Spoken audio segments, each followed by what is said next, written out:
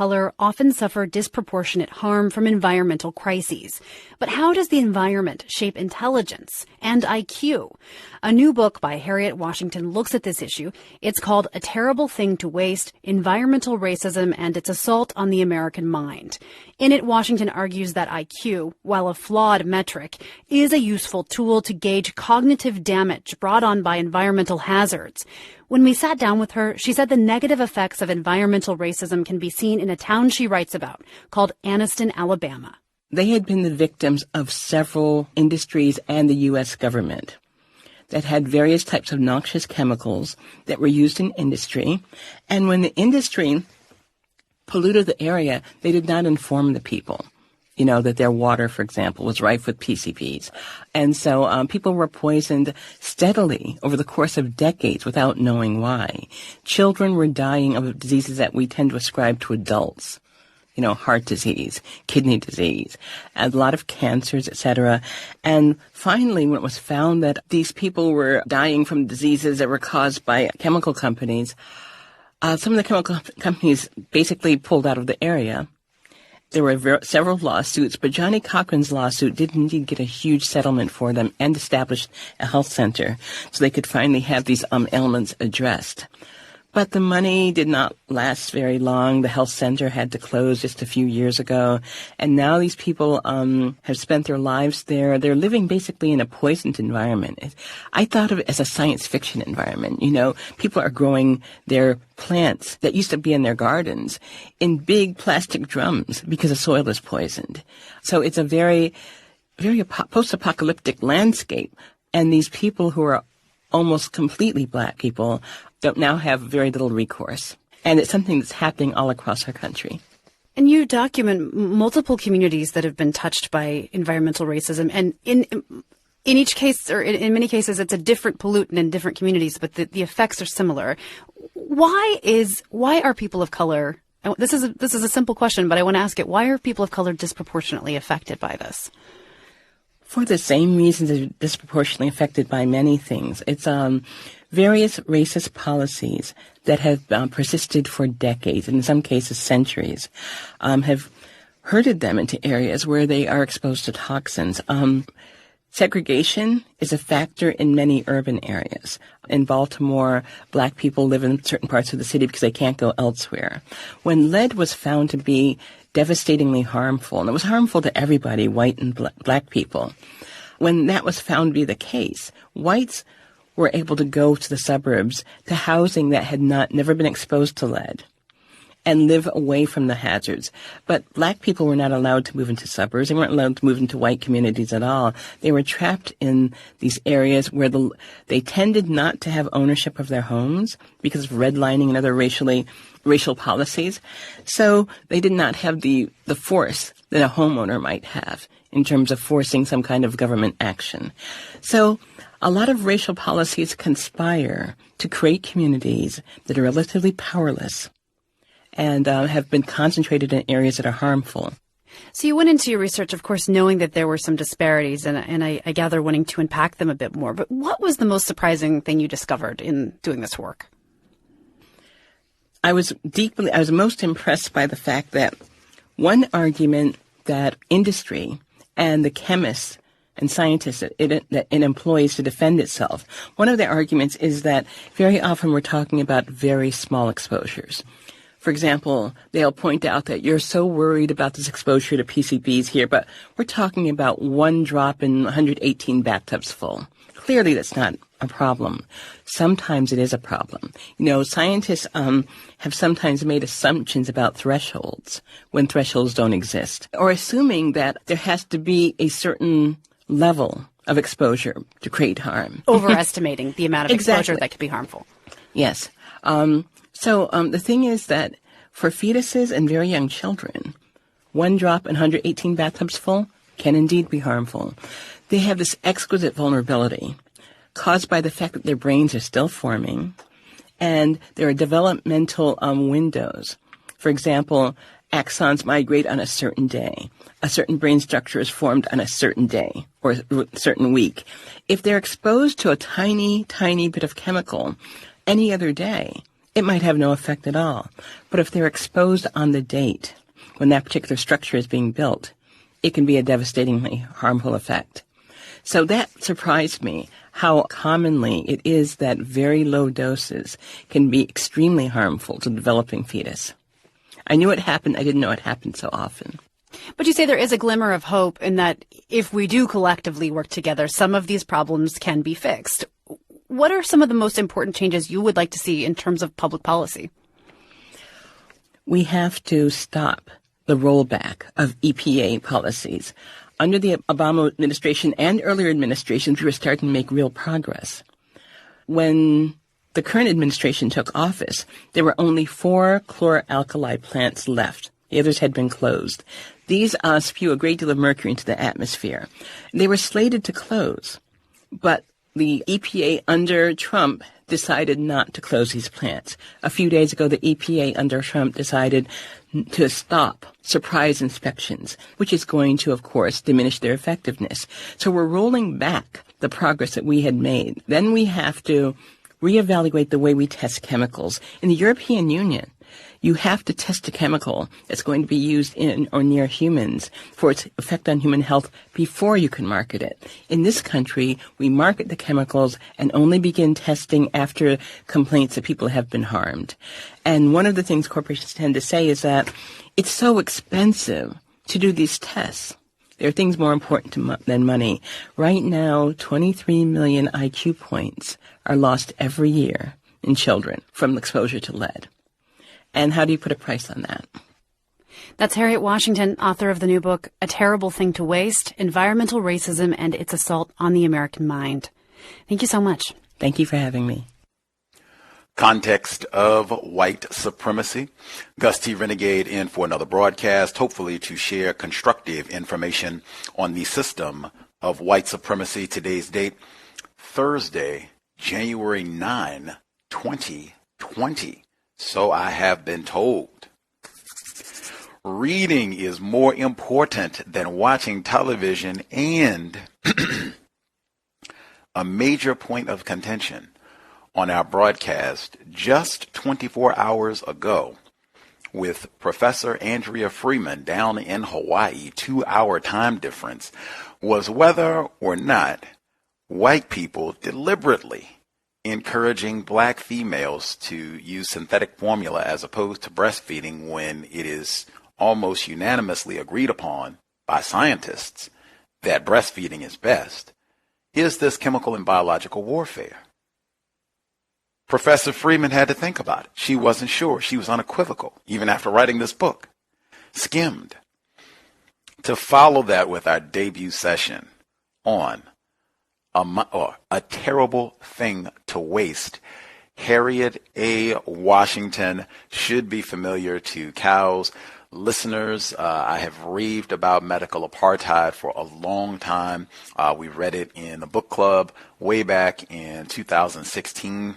In my top 5, I think just an extraordinarily important book, and just in terms of detailing the long history of medical terrorism, even relating to what we talked to yesterday. I mentioned it repeatedly during the broadcast with Professor Freeman, medical apartheid, chemical and biological warfare against black people in a variety of forms. Again, our book for today, the second time around, it's very rare that we have an author in the book club where we come back and read something else that they wrote. I think the late Toni Morrison is one exception to the rule, but it's very rare. I am excited to read this book because we have not done enough work on environmental racism here at the C.O.W.S. We need to do more, and this is at least a small effort in that direction. I so thoroughly enjoyed reading Medical Apartheid. I thought it was so informative and painful to listen to at times, but just crucial information, documentation, the historical record of white tyranny in their white lab coats. But just following up, A Terrible Thing to Waste, Environmental Racism and Its Assault on the American Mind. Making me think of Dr. Welsing and the brain computer. We will go ahead and get started. This is the C.O.W.S. audio segment number 1 from the great Harriet A. Washington. This is Audible.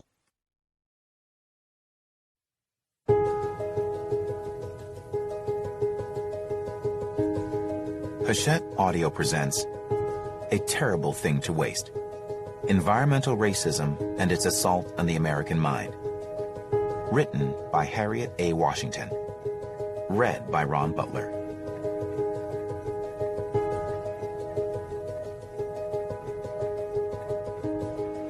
Introduction. IQ matters.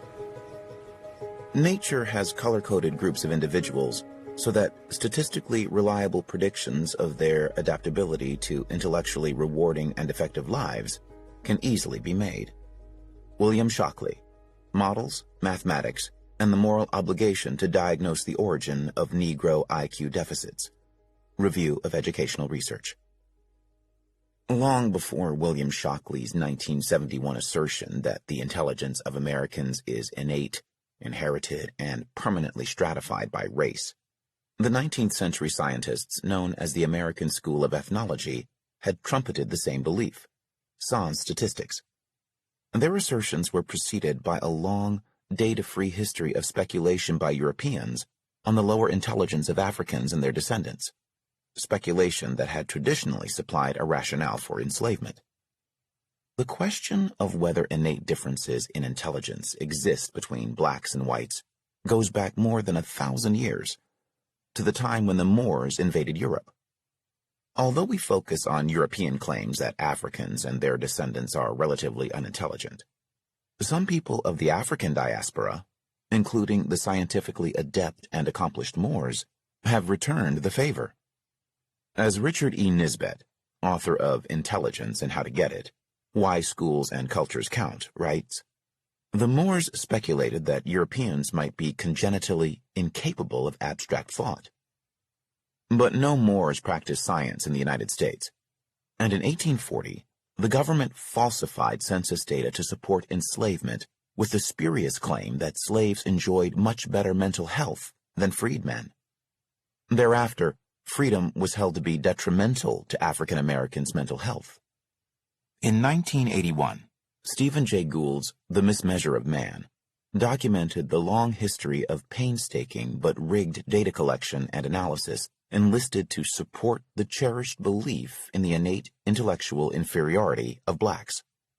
So too have Even the Rat Was White, first published in 1976 by the late psychologist Robert V. Guthrie, as well as a slew of more recent works. Today, the hereditarian agenda still drives fevered debate about intelligence, or to be more precise, about IQ. Accusations of racism and political correctness fly in reaction to each provocative new publication on race and IQ. The headlines, and too much of the scientific discourse, dwell on the 15-point gap between the average scores of U.S. whites and African Americans. Much hand-wringing ensues. What can be done? Are interventions futile?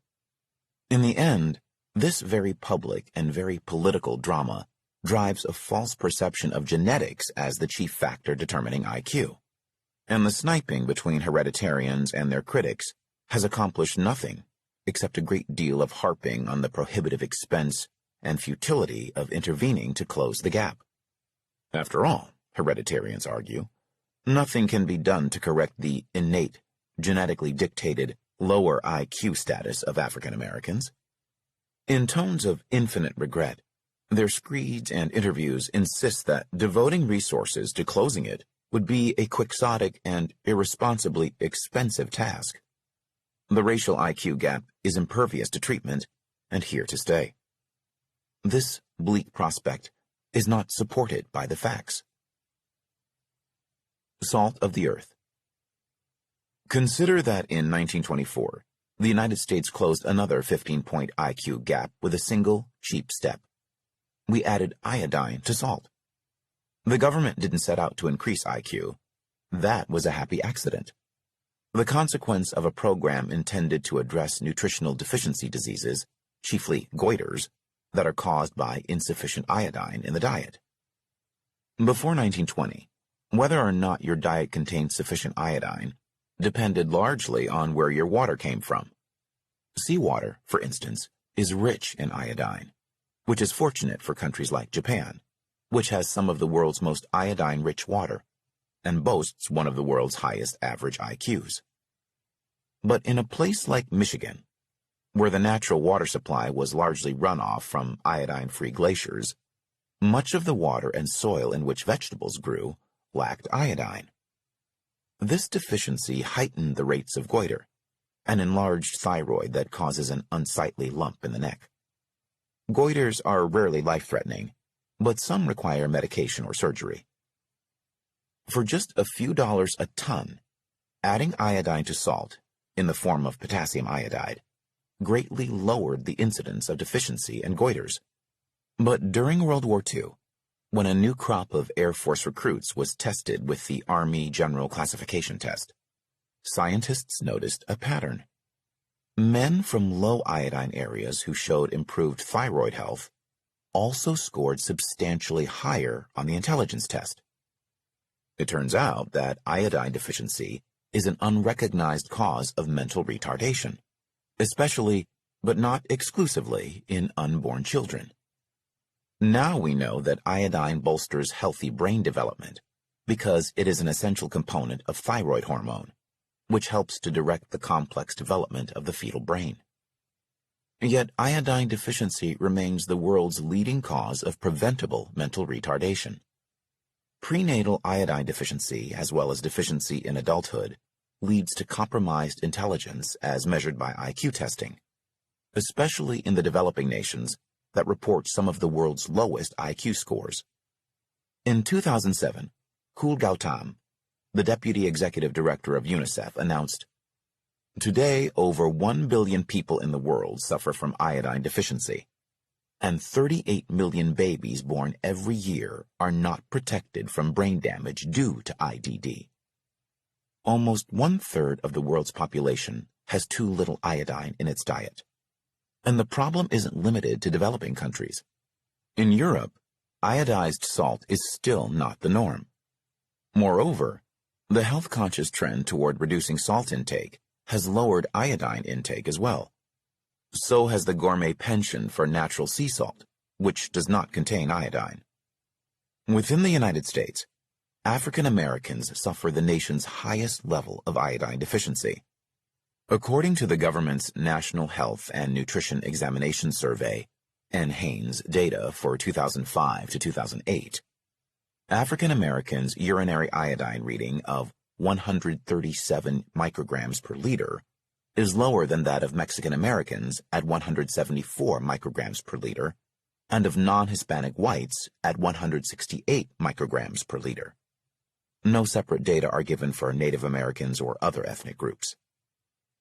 Today, nearly a century after iodine's effects on the brain were first discovered, a wealth of contemporary studies warns of many other environmental factors that, like iodine, dramatically affect intelligence and IQ. These range from lead, which recently made national headlines for contaminating the drinking water in Flint, Michigan, to other poisonous metals such as arsenic and mercury, which often accompany lead and commonly poison reservation lands. Unsurprisingly, the deleterious effects of chemicals in the environment have been most widely reported when they impact white, relatively affluent communities. In the 1980s, for instance, headlines frequently updated us on the struggles of communities like Love Canal in Niagara Falls, New York, where a 70-acre landfill spewed pollution that threatened the health of hundreds. But we never read about Anniston. Saving Anniston. I first heard about Anniston, Alabama, during a chance encounter in the heart of New York City. In 2005, I spent most weekdays at the New York Public Library's iconic Stephen A. Schwartzman building at the corner of 42nd Street and 5th Avenue. One March day, I had tired of writing and emerged from the library around 3 o'clock, in plenty of time to beat the rush hour traffic back to my home in Spanish Harlem. As I joined the queue for the bus, I stole a peek at my BlackBerry, where sad news awaited. Johnny Cochran had died. Almost immediately, a 70-ish African-American man joined the line behind me. He was thin, looked a bit frail, and wore an immaculate but slightly faded trench coat, a black fedora, and an expression of care and pain. As the bus arrived, he slowly mounted the steps behind me, sighing lightly. As I twisted around to make sure he was all right, he looked up and asked, "You heard about Johnny Cochran?" "Yes," I said as gently as I could. "It's a great loss." The man shook his head sadly and continued his ascent. Another man murmured something to him, and though I didn't catch the words, I understood the tone. This sadness was felt by many people, some of whom didn't care a fig about the exoneration Cochran had won for O.J. Simpson in 1995. African-American men are so often demonized that it is hard to realize the extent to which they bear the brunt of bias in the workplace and in the health and justice systems, with few protectors. For many, Cochran had been a powerful legal champion who symbolized the possibility of long-delayed justice. But now he was gone. As we took our seats, the man in the trench coat spoke again, more audibly, with an air of satisfaction. "You know, I'm from Anniston, Alabama. They thought they could poison our homes and children, but Johnny Cochran made them stop. He made them stop, and he made them pay." The other nodded glumly. Then they fell again into silence. I'd all but forgotten his words when I heard the name again, this time at Cochran's funeral. In his eulogy, trial lawyer Theodore V. Wells capped a list of Cochran's triumphs for the downtrodden with, "And today they've got that health center down in Anniston because of Johnny Cochran." I had to know more, and a little research quickly revealed that right after securing O.J. Simpson's not guilty verdict, Cochran had been approached by Anniston activist David Baker, executive director of the activist group Community Against Pollution in Anniston. Baker had explained that sickness was rampant among Anniston's inhabitants, thanks to extensive pollution caused by the Monsanto Company, the Olin Corporation, and even the U.S. Army. Even so, the Environmental Protection Agency and the Justice Department had utterly failed to pursue the offenders, leaving the citizens of Anniston, including children, to suffer with brain damage, lower intelligence, and behavioral problems. Cochran agreed to help them obtain compensation for their losses.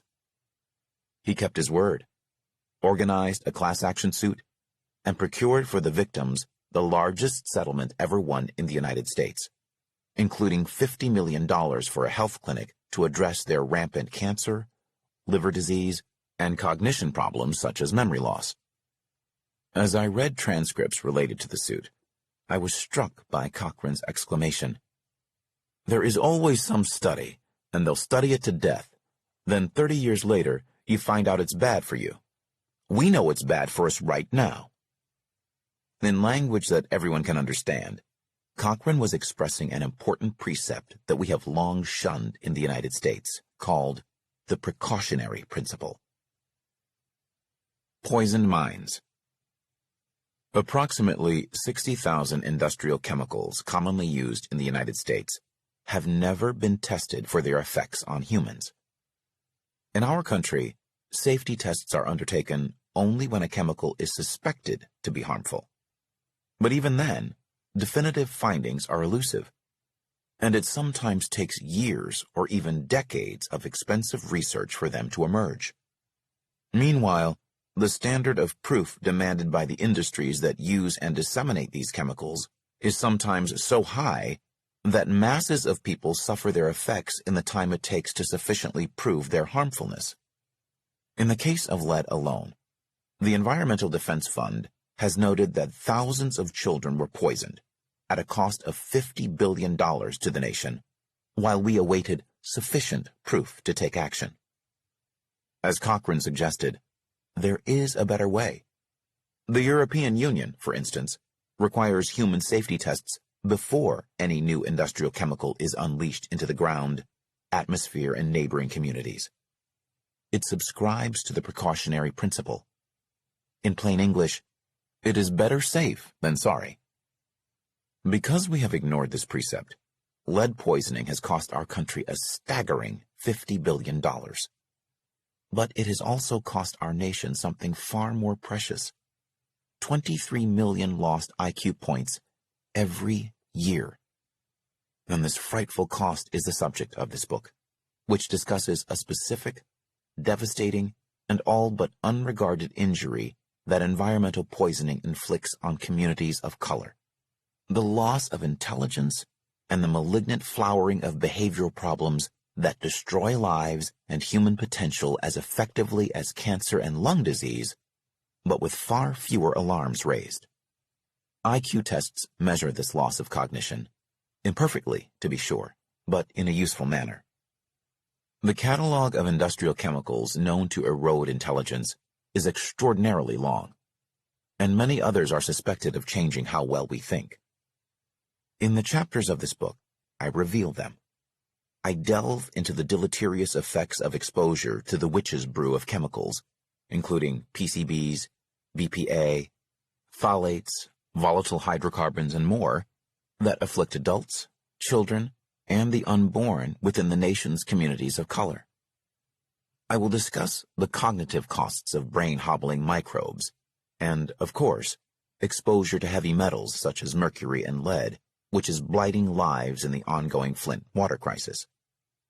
Other common intelligence-lowering exposures include DDT and other pesticides that poison the soil, fish, and gardens of Triana, Alabama. The arsenic that turned neighboring Anniston into a post-apocalyptic wasteland. The radioactivity spilling from Nana Aztecan uranium mines in New Mexico.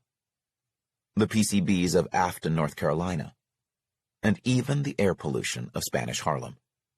These are just a few of the 200 types of chemical exposure that have been shown to reduce intelligence and brain function by the work of scientists such as Philip Landrigan, Bruce Lamphere, and Philippe Grandjean, who dubs such intelligence-eroding chemicals brain drainers. Medical journals offer evidence that many of the 140,000 untested industrial chemicals in worldwide use impede intelligence. As we will see, these chemicals are far more likely to find their way into African American, Hispanic, and Native American communities, affecting their water, land, and even schools, than into white communities. Fence-line communities that abut toxin-belching industries, secret or open toxic dump sites, Superfund waste sites, and emission-belching diesel plants are preferentially located in communities of color, both poor and middle class. Robert Bullard, founder of the EPA Office of Environmental Equity, points out that the Moton School in New Orleans, for example, is built on top of a landfill, which leaches dangerous chemicals into the school's water supply. And similar hazards are rife in the nation's other ethnic communities.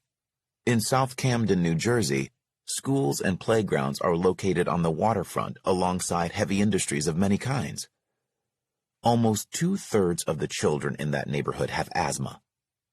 In West Harlem, the North River Water Treatment Plant covers 8 blocks near a school. On the south side of Chicago, it's the same kind of thing. The very young brain is not just that of a miniature adult.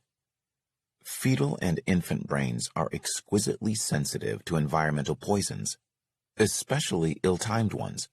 This means that dismissing a tiny exposure as harmless because it is the equivalent of a drop of poison in 118 bathtubs full of water is naive. Such a vanishingly small dose is indeed enough to trigger lifelong disability in a fetus or infant. And in Chapter 4, I'll explain why. Pathogens diminish intelligence too, either by hampering the proper development of the brain or by directly assaulting the adult nervous system, or both. In Chapter 5, I'll show how and why these pathogens, from HIV to trichomoniasis, also preferentially afflict communities of color. In short, African Americans and other marginalized Americans of color are preferentially affected by chemicals known or strongly suspected to lower intelligence because they are far more likely to live in sacrifice zones. communities assaulted by environmental poisons and hazards. Addressing this chemical Armageddon will go a long way toward eliminating the racial IQ gap, without changing anyone's genetics. There are solutions we can work toward as individuals, communities, and as a nation, and I will note these as well. It is important to realize that this book documents and discusses the greatly disproportionate impact of environmental hazards on racial minority groups, though it is not a burden borne solely by them. The recent finding that 90% of all Americans harbor pesticides or their byproducts in their bodies speaks to the universality of U.S. environmental exposures. But the reality is that race greatly exacerbates exposure and damages health, including both intellectual and mental health, in a dramatic manner. The intensity, breadth, duration, and harms of such exposures are greatly magnified in communities of color, although the news media and even scientific discourse have sometimes veiled this fact. There are a few topics that I address in lesser depth than I originally expected to, either because they go beyond the book's purview or because insufficient data limits an extensive discussion. Poverty, for example, is a potent thief of health and intellect, whether found alone or coupled with pollution.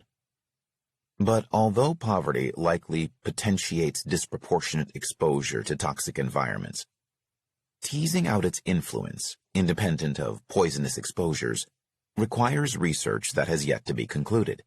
So, instead of discussing its independent impact at length, I've pursued the most meaningful evidence-based discussion in this book's context: the relative effects of poverty and race in determining who is exposed to brain-eroding substances and agents.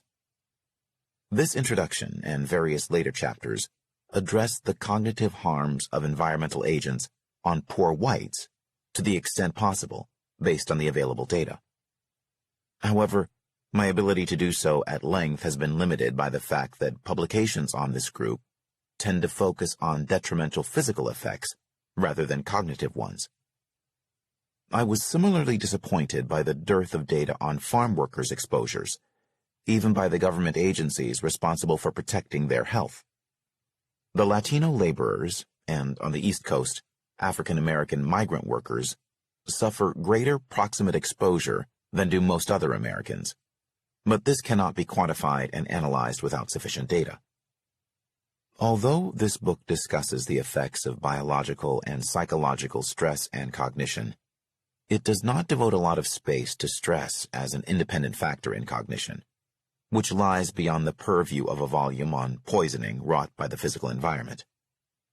Chapter 7, however, does explore recent research on the direct stress-mediating effects of the natural environment on mental health and cognition. A Terrible Thing to Waste explains that establishing convincing proof, which is often presented as a purely scientific question, is very often an economic and political strategy deployed by industry and/or government to evade responsibility. Achieving scientific certitude is difficult given the plethora of variables and our often insufficient command of causal interrelationships. But if protecting lives and health is what motivates us, perfect certitude may not be the gold standard, and we will not blindly dismiss strong evidence of untested chemicals as mere correlation. When many studies of risk factors in the United States and abroad point to the same chemical culprits, this lends power to correlations and should be taken into account when deciding whether to approve their use. IQ Antidote. If environmental poisoning is an important factor driving the IQ gap, and what most scientists think it represents, some damping of intellectual performance, the news is not all bad. At the very least, this means that the gap can in fact be closed. Nearly 100 years ago, we learned that iodine supplementation can enhance IQ, yet we failed to implement our knowledge, and so it remains the largest source of mental retardation. We cannot afford to make this mistake with environmental pollution. We can end human exposure to these poisons, and we must do so. for the sake of people of color, and for the sake of our nation, because we cannot afford to throw genius away. We must give the political polemics a rest and turn our energy from debating racialized genetic slander to applying what we know in order to level the playing field. We must topple the barriers to optimal intelligence for all Americans. For more than a century, we've been assured that nothing can be done to restore the intelligence of groups who manifest evidence, such as lower IQ scores, that they are unprepared to compete in our fast-paced Western world, where the mastery of specialized skills, such as reading and mathematical analysis, has come to determine who will be a success and who will be resented as a burden on society. But something can be done. Intervention is not futile. Once we recognize the large extent to which lower cognition is laid to addressable medical factors, it is easy to see that IQ loss can be corrected by reducing exposure to environmental toxins, and that our nation would reap huge rewards for doing so. Intelligence is a product of environment and experience that is forged, not inherited. It is malleable, not fixed.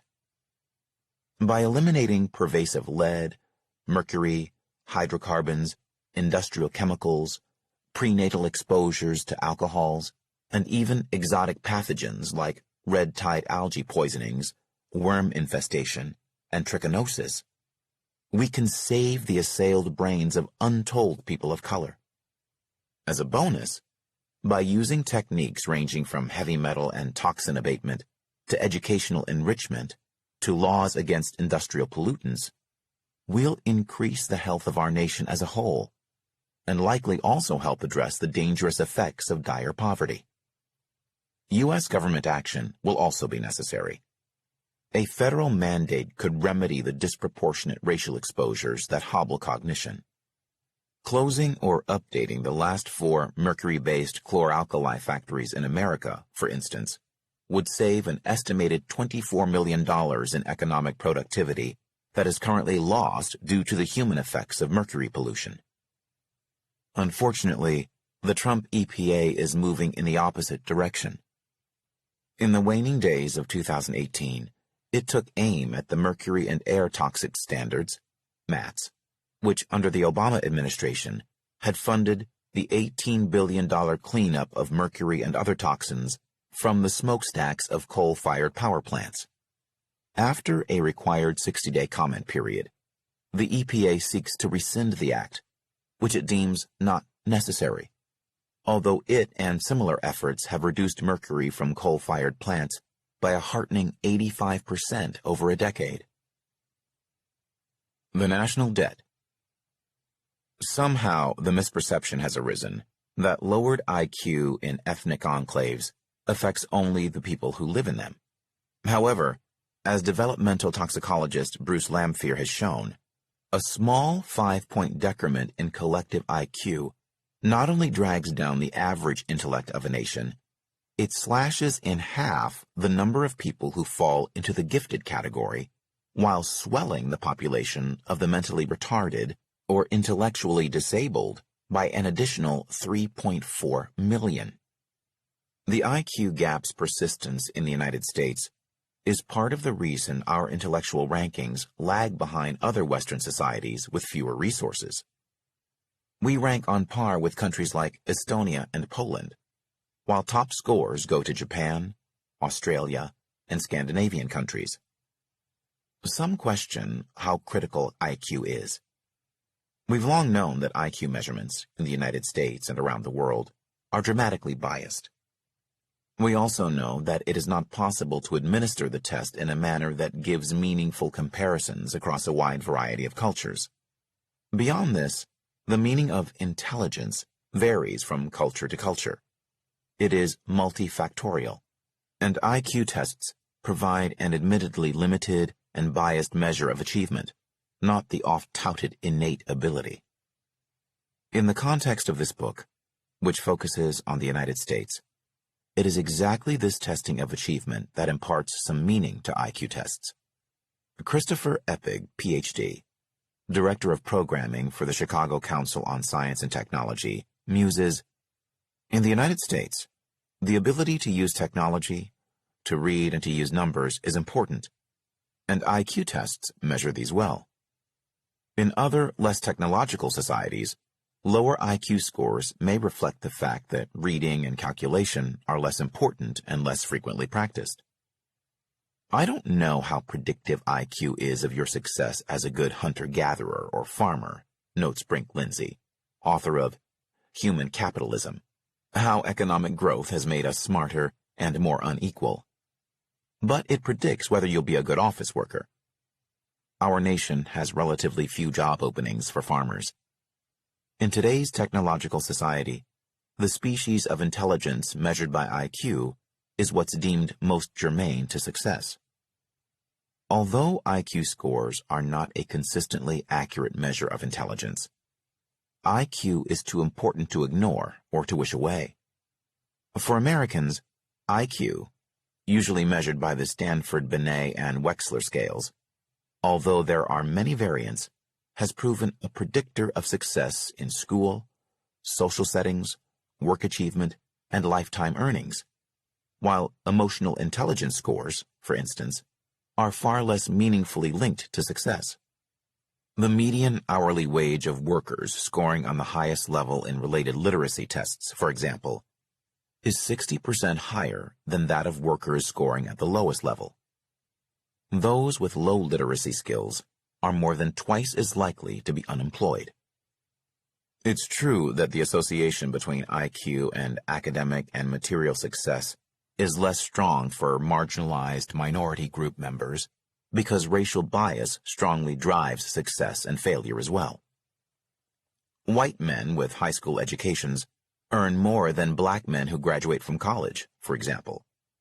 But for minority group members, who are more likely than other Americans to be poor and underemployed, lower levels of achievement or income mask an especially dire situation.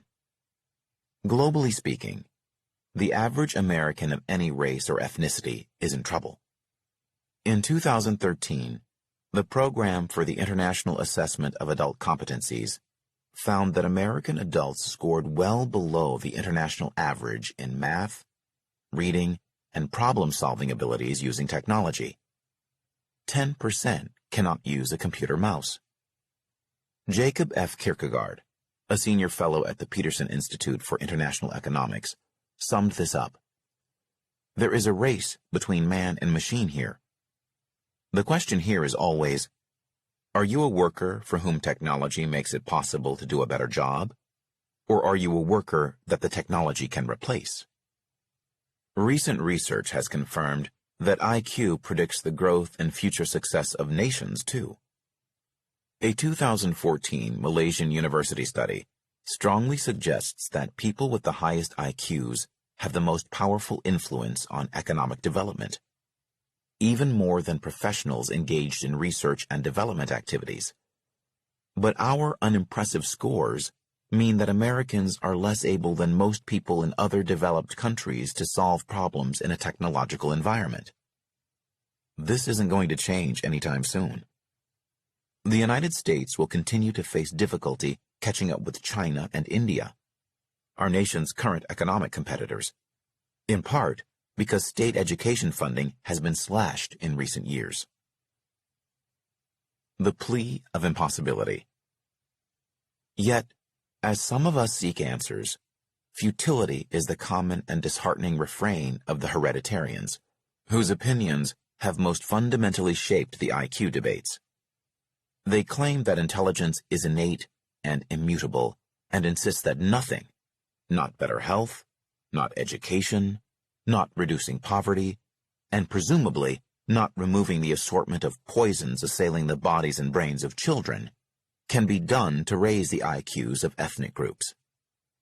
Nearly all of them specifically argue that investing in solutions to the IQ gap is a waste of money and resources, ignoring the successes of solutions like complete lead abatement, which has been demonstrated by longitudinal studies to preserve children's IQ, or pre-K enrichment programs such as Head Start, which are associated with bounds in economic performance.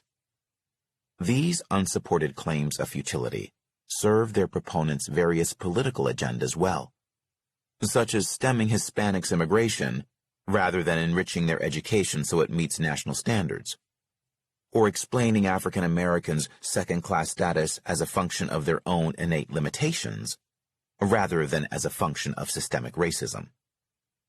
But this fictitious futility does not serve the needs of the lead-poisoned boy who cannot learn to read, the girl whose desultory education has left her unprepared for the workplace, or the desperately poor rural family whose hookworms and privation have left their children with subtle brain derangement that may never be diagnosed, as I discuss in Chapter 5.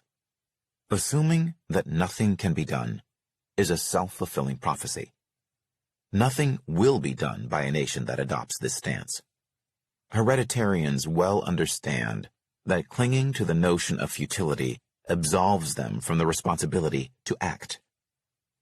British philosopher Jeremy Bentham said it best. The plea of impossibility offers itself at every step, in justification of injustice in all its forms. Embracing futility sabotages the welfare of our nation on all fronts. A terrible thing to waste, environmental racism and its assault on the American mind, shifts the focus from political sniping to what science tells us about real, correctable threats to intelligence and about strategies to maximize the intelligence of people of color and of the nation as a whole. A wealth of empirical evidence points the way, but both camps have given it short shrift. It is imperative to be guided by data rather than by entrenched political agendas or the trading of ideological insults. We must also learn from past mistakes, such as the penny-wise and pound-foolish partial abatement of lead, mercury, and other intellect killers, in order to fully invest in our children and our nation's future. Despite the tensions that have driven our perception of this problem, we will rise or fall together, not as separate ethnic groups. Nations with higher average IQs have stronger economies and greater wealth. But money isn't everything. A 2014 report into the relationship between IQ and national progress noted, empirical studies have found that intellectual people, namely those that have a high IQ, contribute more to socioeconomic development in a society as compared to the average ability citizens. We ignore this fact at our peril. Part 1. Color-Coded Intelligence? Chapter 1. The Prism of Race. How Politics Shroud the Truth About Our Nation's IQ. I am somehow less interested in the weight and convolutions of Einstein's brain than in the near certainty that people of equal talent have lived and died in cotton fields and sweatshops. Stephen Jay Gould. As she stood in the doorway of the class surveying a sea of small, mostly dark faces, Kathy suddenly realized that she was clutching her handbag tightly. Too tightly. She forced herself to relax and offer a smile she did not feel. I don't understand. Why is Edgar in a special education class? Kathy knew her son was bright. He loved school, read well above his third grade level, and in New Jersey he had always hovered near the top of his class. She had ascribed his recent moodiness and reluctance to attend school to difficulty adjusting to their move to Fort Lauderdale. But when she prodded him, he blurted, "They have me in the class for slow kids, like I'm a dummy. Some of those kids can't even read." Incredulous, Kathy dialed Terry March, Edgar's teacher, and was appalled to hear that he had indeed been placed in special education. "Why did no one tell me?" she demanded. "We need to talk." On her ensuing tour of the school, Kathy noted that nearly all the children in the gifted program were white, and asked, "On what test scores are these placements based?" Terry explained that each instructor's assessment of the student, not standardized tests, determined placement. Kathy insisted, "My child is very intelligent. Test him." "Please, We can optimize Edgar's training in these focused classes, and he'll perform better in the end. We must be realistic. The IQ gap is a fact, and that unfortunately explains the racial disparity we have here. Training? Now Kathy was really angry, and she whirled around to face Terry. You don't know my son's IQ. I promise you that if he is not tested, I will pursue legal recourse. She turned to leave. Thank you for your time. The next week, Edgar was tested and reassigned to a gifted class. In the following year, 2005, the Broward County Department of Education began administering standardized tests to all second graders. As a result, the number of gifted African American children in the district soared 80%, and that of gifted Hispanic children skyrocketed 130%. Shortly thereafter, the policy shift resulted in a tripling of both Black and Hispanic gifted students. None of the students' IQs, or genes, had changed. Mind the gap. The average 15-point Black-white gap in measured IQ, and the sort of rampant assumptions that Kathy faced, are more than fodder for political debates about inherent racial intelligence.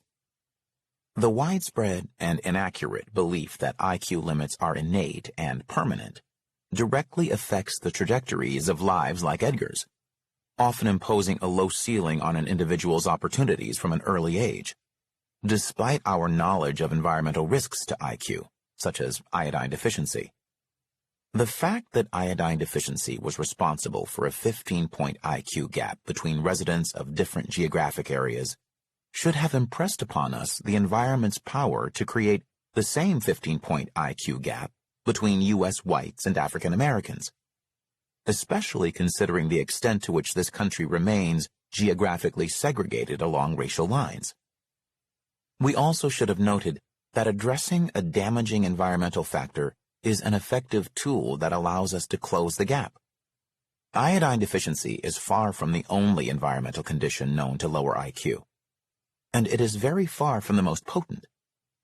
Heavy metals such as lead, mercury, and arsenic, and nearly 150,000 untested industrial chemicals, including pesticides, phthalates, PCBs, halogenated hydrocarbons, alcohol, and more, have been shown to depress IQ, stymie intelligence, and distort human behavior.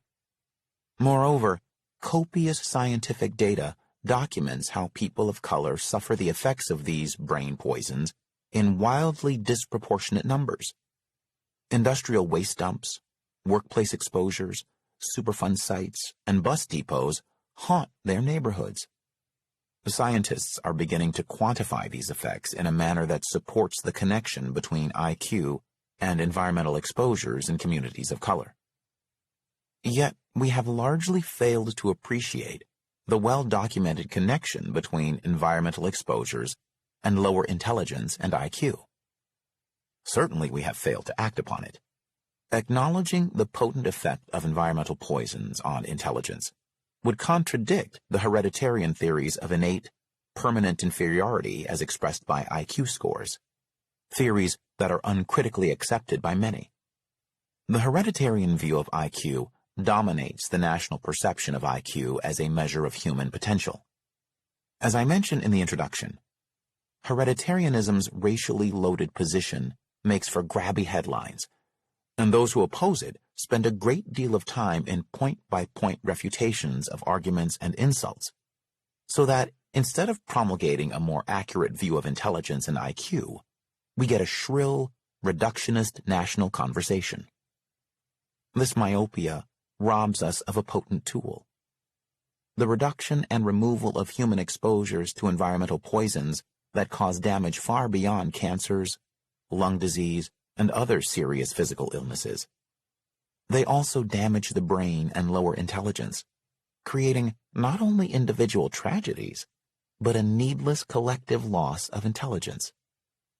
For a better understanding of what IQ is and isn't, let's go back to the beginning for a brief look at the nature of intelligence and IQ. Intelligence seems necessary for material and social success, and is central to our idea of success in general. Personal freedom, good grades, holding a meaningful, profitable job, providing for our families, maintaining a rewarding social network, financial security, and generally navigating the complexities of modern life in the West. However, if you're not sure what exactly intelligence is, don't worry. You're in good company. When asked to look up from their tools and metrics to offer a definition, scholars who've devoted careers to refining our understanding of this mercurial attribute, or collection of attributes, struggle to define it. That's a good question, responded one researcher I interviewed, pausing briefly before adding, a very good question, and falling into silence. Christopher Epig responded, the best definition that I've heard of intelligence is that intelligence is an emergent property of mental functioning. You can compare it to attractiveness, which is not based on one single trait, like the distance between someone's pupils. It emerges from thousands of traits upon a person's body and mind, and it's not even the sum of lots of things, but it's the interaction of these things that gives you an emergent property. A good definition of intelligence? That's a great question, said Brink Lindsay. I don't know. There's really no definition except performing well on IQ tests, although there is the speed of learning and retention, and how fast one processes information and how well one retains it. In 1969, Arthur Jensen threw down a modern hereditarian gauntlet when he alleged the genetic intellectual inferiority of African Americans to whites. In an essay for the Harvard Educational Review entitled, How Much Can We Boost IQ and Scholastic Achievement?, Jensen opined that IQ scores indicate unchangeable, inborn, genetically inherited intelligence for all groups of people. Differences in IQ scores between races, he claimed, prove group differences in fixed native intelligence. But when asked to define intelligence, Jensen sidestepped the question, intoning, intelligence, like electricity, is easier to measure than to define. Most high school physics students could refute this nonsensical aphorism by explaining that electricity is a form of energy resulting from charged particles, either statically, as an accumulation of charge, or dynamically, as a current. Context of White Supremacy. That is our first audio segment. Harriet A. Washington's A Terrible Thing to Waste. We will pick up the subsection IQ Rankings by the Nation. That's what we'll pick up at for audio section number 2, IQ Rankings by the Nation.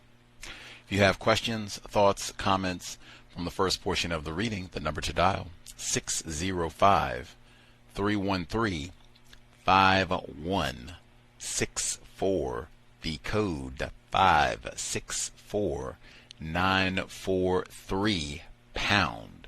Press star 61 if you would like to participate. As I was listening to the first segment and I was sending out posts for the program this evening, a listener saw this is the new book that we're reading. It's a WTH. I just finished reading that. Reading is more important than watching television. Bravo. I said, well, are we about to waste our time? Is this a bunch of nonsense? And he responded, he said, absolutely not. Very constructive. Found a lot of value in it. He said specifically, I reside in the Baltimore area. That might be a region that she's going to cover in more detail. So he said he found it very constructive, even though he thought I would have critique of certain wording, which I did for medical apartheid, but I still top 5. We shall see. Number again, 605-313-5164. The code 564943 pound. Press star 61 if you would like to participate. I will get to the listeners. I just want to take 1 second because I did post a video. She was talking about Johnny Cochran, and I posted a video of him talking about the environmental white terrorism in Alabama, Anniston specifically. I think they have a recent report, like within the last 6 months or so, recent report about environmental racism in the same area. Anywho, but I posted the video about Johnny Cochran. When she Harriet Washington, when she talked about getting the information that Johnnie Cochran had died, and then the guy behind her also found out, and they were kind of commiserating together about his death, I remembered where I was when I found out Johnnie Cochran died. I was on the phone with an aunt of mine. We were talking about something. I don't know what we were talking about. Something not very important. And I had the television on, and it was on CNN. You know how they have the little ticker at the bottom with different news reports going by. And so the ticker went by, and it said Johnnie Cochran passed away. I said, oh, man, wow, Johnnie Cochran just died. And my aunt, she says, why do you care about that? And I said, well, in addition to the O.J. Simpson trial. She says, yeah, well, what are you getting? And I said, well, wait a minute, you keep interrupting me. In addition to the O.J. Simpson, she said, what do you keep talking about? O.J. Simpson, what do you care? I said, you keep interrupting me. Can you let me finish?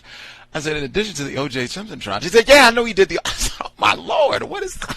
Can I finish a sentence? Please, can I finish a sentence? So she finally hushed, and I said, in addition to the O.J. Simpson trial, he worked pro bono to get Geronimo Gijaga out of prison, former Black Panther member who had been falsely imprisoned for 27 years. We just read Mumia Abu-Jamal. 27 years Geronimo Pratt spent in greater confinement.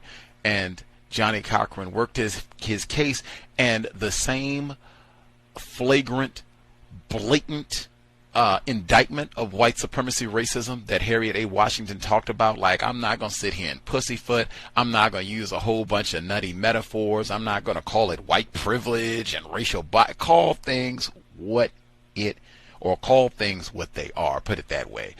He did a phenomenal job of calling out COINTELPRO, and all of this was just made up lies to keep Geronimo Pratt in greater confinement for 27 years. Many, many reasons to recognize, appreciate the life efforts of Johnnie Cochran. Reminded me of that episode where I was when I found out Johnnie Cochran passed away. Couldn't even let me get a word in. Man. All right, 605-313-5164. The code 564943 pound. Press star 61 if you would like to participate. Let's see. Thomas in New York. If you have comments, questions, you should be with us, sir.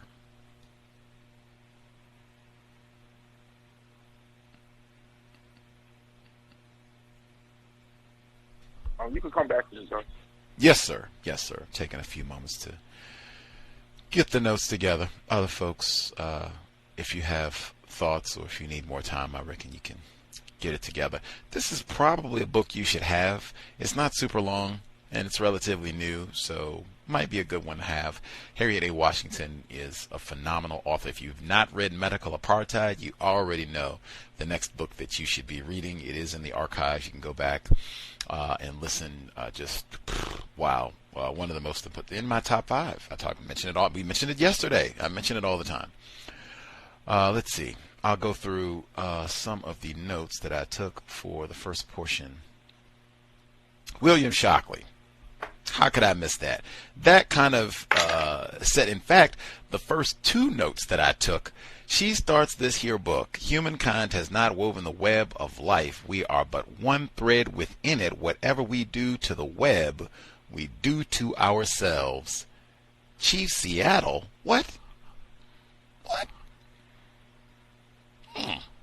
I thought, is Seattle going to be mentioned in the book? Does she have a connection to Seattle? I'm sure she's done some guest lectures here at UW or whatever it is, but wow. So to start with that, and then nature has color-coded groups of individuals so that statistically reliable predictions of their adaptability to intellectually rewarding and effective lives can be easily made. Who said that? William Shockley? What? The same William Shockley that Dr. Welsing embarrassed publicly in a debate. That William Shockley, like, wow. Gotta be the correct book. We are supposed to be reading this here, and I'd say any student of Dr. Welsing, oh yeah. Knew she would have been really intrigued by this here book. But oh yeah, immediately said, yeah, this is what we're supposed to be reading. And we just watched Dr. Welsing with Mr. Shockley while we were at the C.O.W.S counter-racist yoga retreat in Florida. Snuggled in and I think I had a slice of sweet potato pie while we watched some of this in Florida. Moving on. Let's see. I super appreciated how she grounds the first portion of the book with William Shockley, that he is not an anomaly, that this has been a long tradition, that this is a core component of white culture for centuries now, coming up with all sorts. I was going to come up with other terms, but just make it plain, creating a lot of lies to insist that black people are idiots, that we are the dumbest, most imbecile, the greatest group of imbeciles in the known universe, and because we are so ignorant, that justifies us being mistreated, whether it's William Shockley, Charles Murray in the Bell Curve, remember that one? There's tons of these. Thomas Jefferson in Notes on the State of Virginia, black people are about apes, they're ignorant, wild, emotional folks. They don't have any higher level thinking. This is centuries, what I said. This is white culture. Black people are ignorant and they should be mistreated. We should terrorize them because they're so dumb. Grounding that this is so-called science, talk about pseudoscience,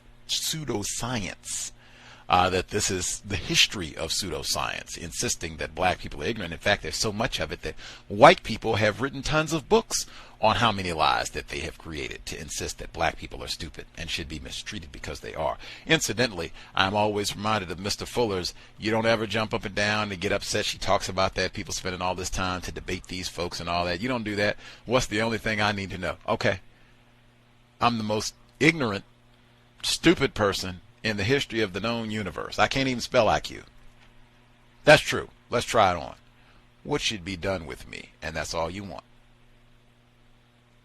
Nothing else. Don't feel bad about it. No argument. I don't need an extra test. I don't need to pull out my SAT scores or perfect attendance or anything. You're absolutely right. I'm the dumbest person ever. Now, what should be done with me? Because just because I'm dumb, does that mean I should be mistreated? That's another good one you can ask. Just because we're ignorant, should we be mistreated on those grounds? And pull out your recorder or whip out that pad and pen and write down the answer. That's really all you need. Answers to those two questions, and let the rest of it ride. Continuing, also appreciated her pulling in the Moors and their thoughts about the whites that they had conquered in Spain. That's why I said I know Dr. Welsing would have had a whole lot to say about this. Didn't she talk about the Moors and their conquering of Spain? Impact of that with the bullfighting that you see now, and their thoughts on black people in that part of the world, dark people in that part of the world. Dr. Welsing would have had a lot to say about this. Let's see. Next, that word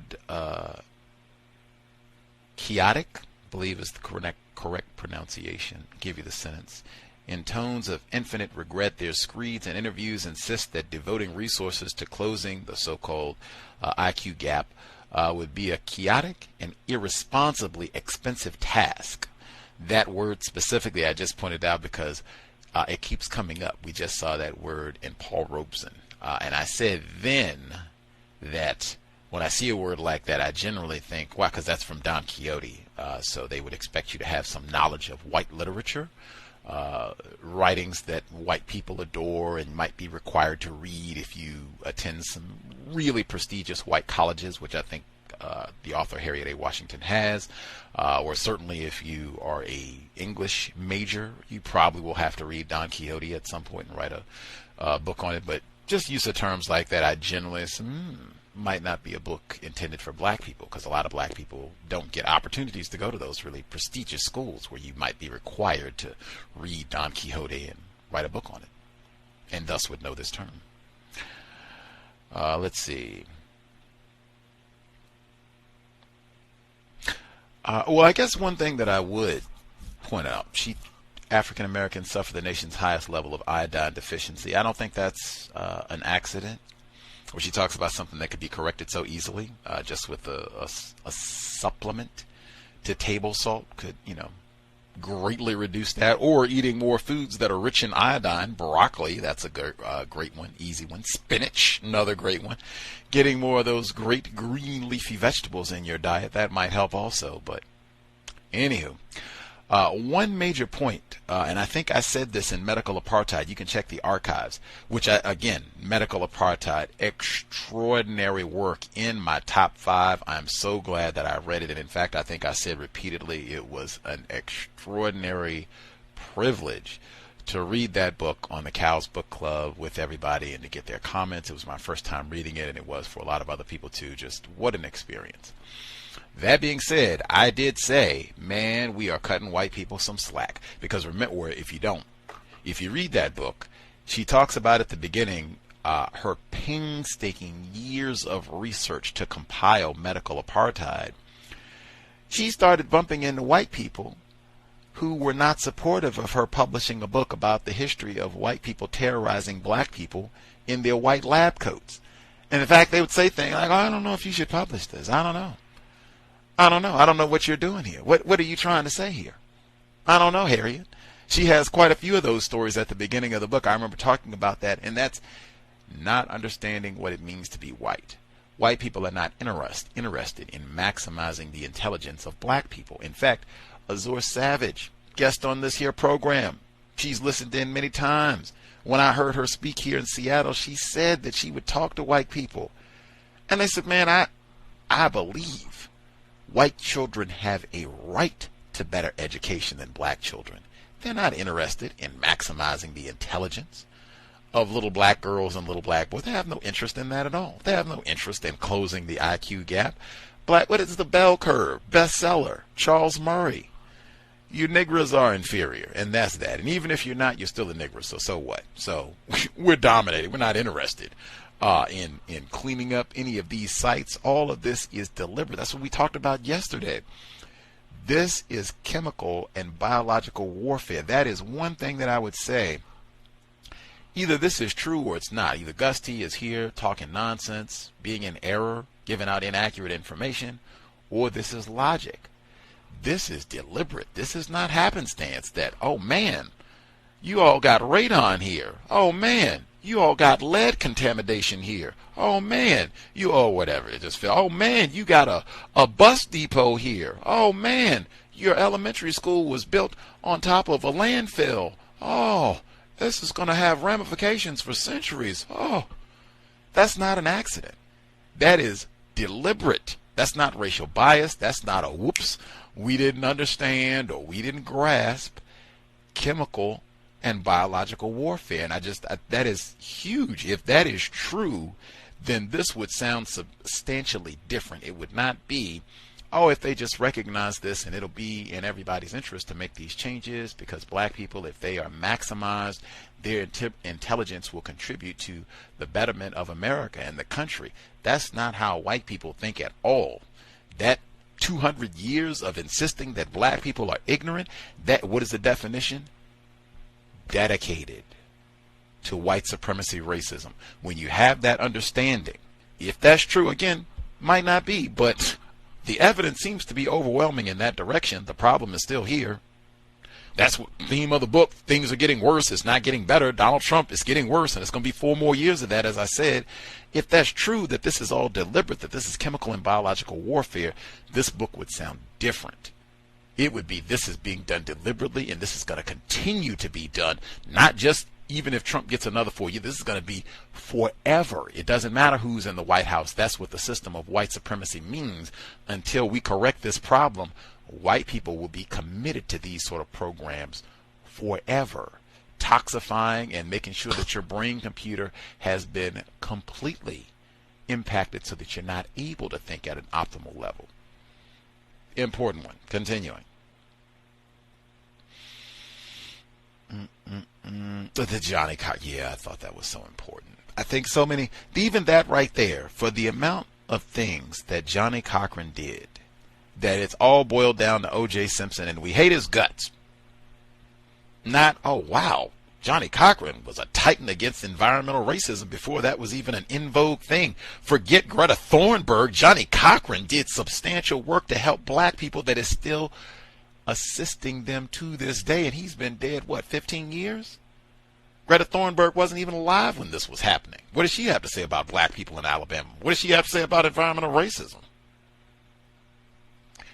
Anyway, Johnny Cochran, the fact that that's not even mentioned, that people don't, he just gets boiled down to he helped that coon O.J. Simpson and I hate his guts. We'll give him a cameo in the next whatever docudrama that they crank out about the Simpsons. O.J. Simpson, excuse me. Let's see.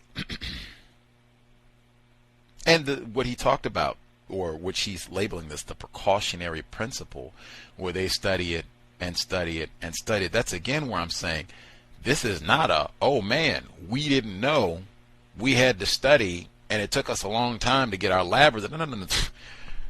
This is, we already knew. We designed, this is the same conversation that we had yesterday. We already knew breastfeeding was best. Probably already knew too that formula use is also associated with increased risk for a variety of harms, including diabetes and what they say about black people being all tubby and got all those health related issues. It's assumed they probably already knew this. Same thing with all of the, whether it's the lead in Flint, the lead in Newark, New Jersey, Alabama, just pick it's assumed they probably already knew you got all kinds of toxins.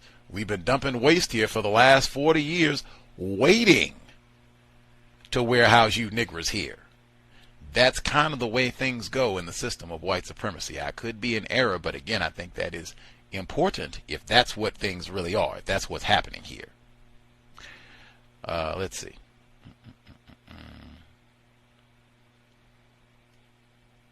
Says this is, I'm not giving out the page numbers because I have the ebook on this one.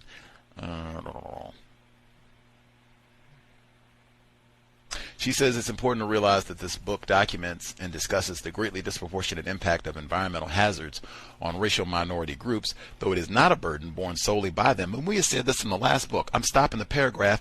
I just covered this. I just had that deja vu. Remember that portion in Live from Death Row where they had somehow the prison water got contaminated? It was oil or something had leaked into the prison water, and they couldn't drink the water for a day. And Mumia said the same thing. We're all on the same planet, and we all have to drink water. And I'm sure that housewives down the road in Pennsylvania, they went to make the coffee and gagged, and their water was contaminated. And I said the same thing then.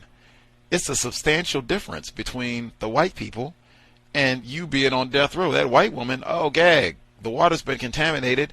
Pause. I can go to the store. Let's get a fresh bottle of Evian. In fact, let's get 20 gallons of Evian delivered. Now, not every white person has that sort of economic freedom, but substantially more whites have that freedom than black people to navigate that problem until it's been corrected, or filters or whatever else that they need to get. And, pause, I also said, hey, you're in death row. You don't even know if this was a leak that impacted everybody, or if they're just running an experiment on you in the prison, because they do that. You have to trust the information that they give you that, yeah, this affected the whole town, as opposed to we just poisoned you niggers and are waiting to see what type of impact it has on you. Anyway, same thing with this. Oh yeah, we dump you niggers in the toxified area, and they go, I'll go back to where I read. The impact of environmental hazards on racial minority groups, though it is not a burden borne solely by them. The recent finding that 90% of all Americans harbor pesticides or their byproducts in their bodies speaks to the universality of U.S. environmental exposures. That is true. You have white sacrifice, absolutely. You have runoff that happens even when you contaminate and you do the landfills. It will even spill over to the organic areas and that sort of thing. However, when you have a war, you mitigate, you minimize, and whites, again, they have enough systems set up for themselves where they can do things to detoxify their bodies, to take better care of themselves, so that they minimize the harmful effects of this toxic environment. Black people don't. It does not have the same effect at all. And I just come back to that same, I think it is dangerous. I think Urugu, Dr. Marimba Ani, also in my top 5, she talked about that. It's dangerous. I think when we don't have an understanding of racism, white supremacy, and what it means to be white, I think a lot of times we can, even in the face of having a lot of overwhelming evidence that suggests answers to those questions, what it means to be white, when we don't have a proper understanding of that, we can come away with a really flawed grasp of these problems, and even thinking that there's going to be some form of cooperation from whites because they are suffering from this, and just not understanding that, hey, whites are willing to sacrifice quite a bit as long as they can maintain domination over the niggers. And I'll stop there. I had a few other notes. Let's see. Other folks who dialed in. Let's see. We'll check retired firefighter. Had a hand up. Then we'll check Thomas in New York as well. Do you have comments, questions, sir? Greetings, Gus. Greetings, everyone. I just tuned in. I don't know anything about this recent book. I suspect it's a non-white black female writer based on what I've been listening to. What is it? What's the title and what is it about? Let me check in with Thomas in New York. It's about environmental racism. That way you can get caught up a little bit since you just tuned in. That's good enough. I didn't know you had just tuned in. My fault. But yes, non-white author Harriet A. Washington. Maybe you'll get acclimated as you hear a few more folks commenting about the text, and or you can hear the second audio segment if time permits it all. Good to hear from. Much obliged, retired firefighter. Good to hear from. Also with us, just in the retreat, where we just watched William Shockley. That was one, if you heard the beginning, William Shockley. We just freaking watched the video of him down in Florida. That's right. Not making it up, see. Thomas in New York, did you need more time to collect your thoughts, sir? Nope. I'm good, sir. I was having a bad connection. I had to hang up and call back in. I couldn't tell until you started talking, and I was like, yeah, right. Can you hear me? Yes, sir. Oh, great. Yeah, Johnny Cochran on the steps of the 42nd Street Library, which was an absolute art and marvel. You haven't seen it. They got every book in the world. C.O.W.S. Has some of the highest levels of iodine. In the book, she mentioned Japan had a high iodine diet in iodine, and basically because they were, island bound, and that helped them during the World War II atomic bomb. However, they've depleted a lot of their iodine source with the Fukushima incident in 2011, with 400 tons of radiation contaminated water spilling into the water around the island every day since that date. So I'm in the future, I'm wondering what's going to turn out of that. I did not know that building over there was a waste plant. She said the Harlem waste plant. I'm like, what waste plant? So I looked it up. I'm like, that was a waste plant?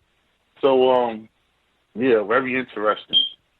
And had no idea. It's right there by Riverbank Park, which is primarily built for white people, actually, but very interesting. So I'm going to do some research on that. Growing up in New Jersey, a lot of the areas was contaminated. Even some of the places where they built high-end stuff, or people was had chromium or something in the ground. So there was always a high level of contamination in New Jersey when I grew up, and I wasn't in North, so that was a lot. Big thing was chromium, and another that was in the ground everywhere. And they had to do certain processes before they could build things, and it just made you think, what was the effects on people breathing that in all these years,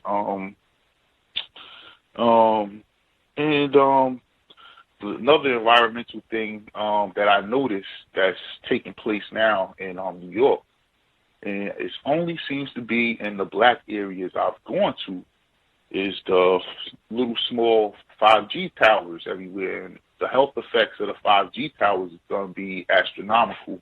But it seems like they're testing them out in Harlem, the Bronx, and certain parts of Brooklyn. If you go to the white areas, they're not on top of the buildings or on top of the houses or on the street light lamps like they are in the black areas. So it's just very interesting. I think we're the testing ground for it. And I'll mute my line. Thank you. Dr. Nyana Rasayan, he's been a guest on the program many, many times over the years. He talked about electromagnetic smog and having all of these different electronic devices and the Wi-Fi signals and everything else, just being around all of these contraptions and that energy that has an effect on you. And I believe he was saying particularly because we are black and that melanin, we are especially sensitive. She talked in the book about how babies are more sensitive to some of these chemicals and poisons and things. He talked about how black people can be more sensitive to some of these energies. That's why he talked about not having your phones and all that in your room, cell phones and mobile devices, your laptops, other tablets and all that stuff. Try not to have that in the area where you sleep so you can get that stuff away from you, that it's important. So those towers, it would not surprise me at all. And still learning. I suspect many non-white people that is the case, where they don't know where the waste sites are, what is this facility. They don't even know the type of toxins that are in their environment. That's how it works for many, many folks. They don't find out until years later, like, what the problem is and, how it's impacted their health. So consistent in the system, and might again be a reminder why Mr. Fuller recommends try to learn a little bit about everything, starting with where you are, trying to learn things. And what is that place? What does it do? How long has it been? Just try to learn things. You would be surprised. Everything generally leads back to racism, white supremacy in one way or another. Other folks, if you have questions, comments, suggestions, first portion of the reading, feel free. Looking at some of my other notes, just a couple other things I did want to make sure I got in. I thought that was hugely important, how she talked about how these chemicals, what I just said, how sensitive children are. Their bodies, their brains are still developing, so that being exposed to even a small amount, it might be a white person in a lab coat, once again, who comes and says, oh man, we did checks and, everything is fine. It's such a small, minuscule percentage that it won't have an effect at all. We promise. Cross our hearts. We double checked it. We triple checked it. It's fine. To say, well, hey, if this is a young person and their brain, their body is still developing, if they get that chemical at the right time when that structure is developing, it can have a massive impact, even a small quantity. And how some of these other chemicals can impact brain development and brain functioning, just being exposed to these chemicals. I don't know. That was not something that I thought about on a regular basis. I was thinking, yeah, they can poison you and that can disrupt health and cause all these problems, which is impacting brain functioning. You're not going to be thinking your best if you don't feel your best, but not even thinking like, oh, wow, there would be direct ways that it would impair your ability to think at a high level. Wow. Again, if this is deliberate, chemical and biological warfare, particularly if it's exposure to young black children at a disproportionate rate, chemical and biological warfare. And again, now you can compare. Part of that conversation yesterday was, if we're not going to do breastfeeding and we do infant formula, sometimes you have to combine infant formula with water, and if you're in Flint or Newark, New Jersey, they were talking about black people on the continent who had polluted water and mixed it with the formula and killed, thousands of black children that died. Now you got the double whammy, which was planned. Chemical and biological warfare, if that's the case. Let's see, what else did I have? So we read the introduction and then a little bit of chapter 1.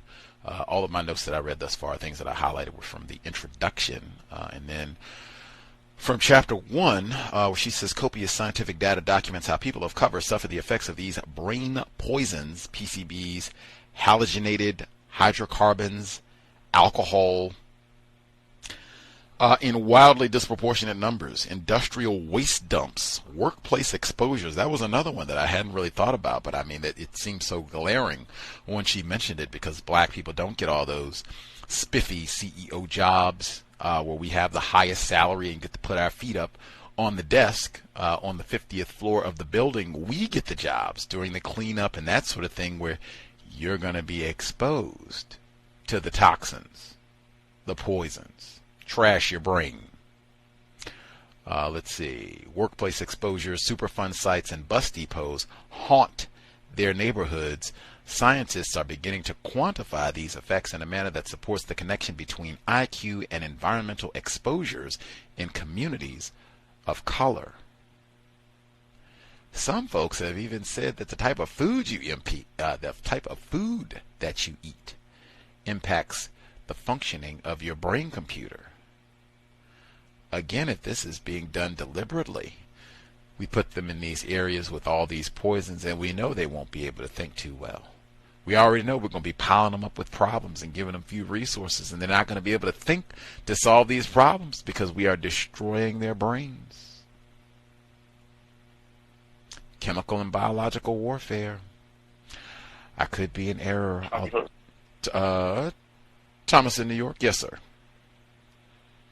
Oh, yes. Can you hear me, Gus? Yes, sir. Oh, great.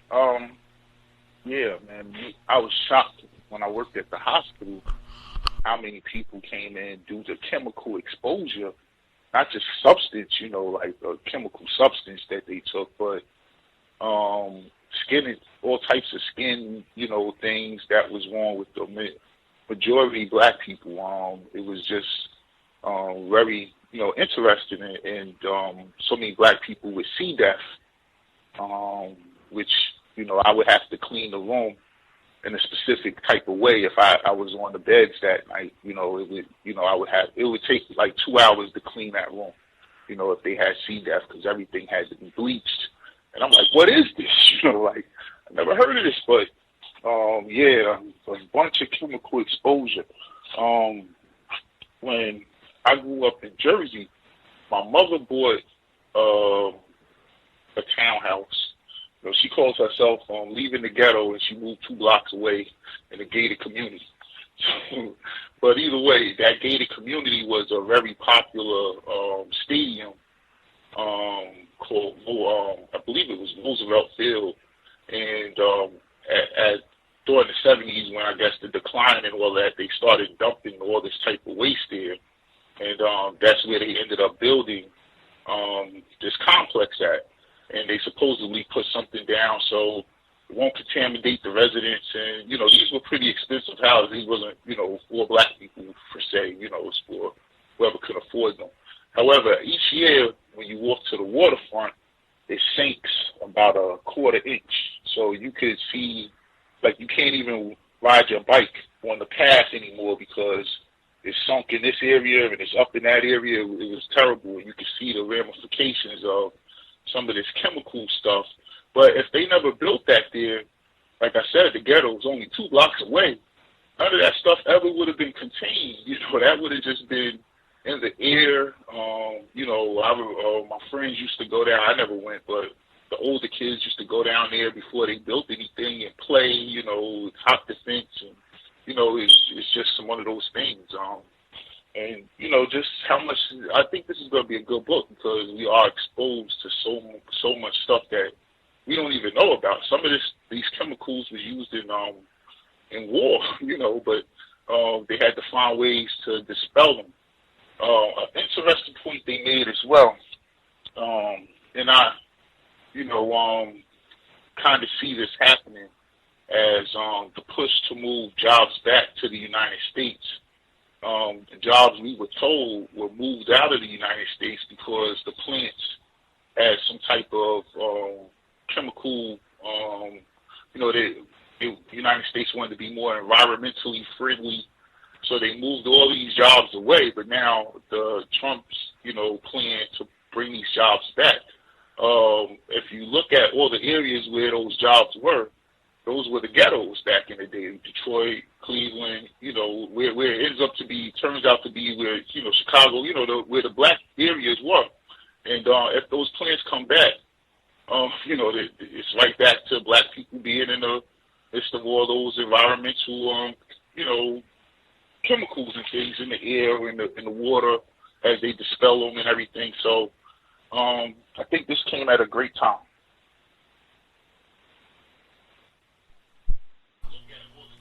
Much obliged, Thomas, in New York. I'm thinking we're going to enjoy this book as well. Really, any book. One, I've done such a terrible job in covering environmental racism that that alone will make this a good read, because that will start slowly compensating for a glaring omission at the cows.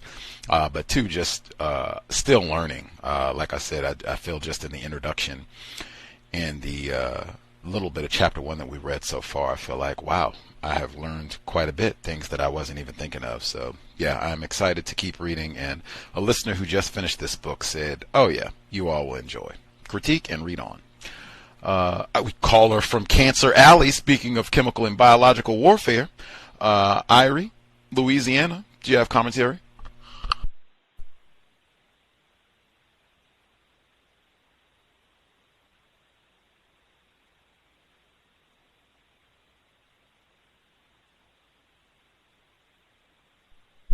Let's see. Irie, did you have commentary, or are you just listening? Saw you had a hand up. Okay, can you hear me? Yes, ma'am. Okay, all right.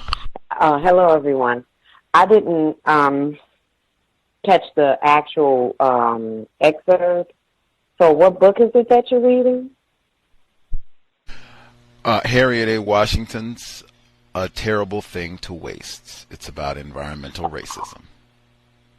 Oh, okay, because I did come in on you all talking about exposure to various things.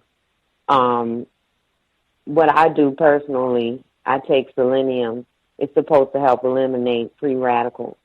I also know that potassium iodide is a natural defense against radiation, which accumulates first in the thyroid. So that's something people can note. So maybe they take it in small doses, or however, if they research it, they can take it to defend against radiation.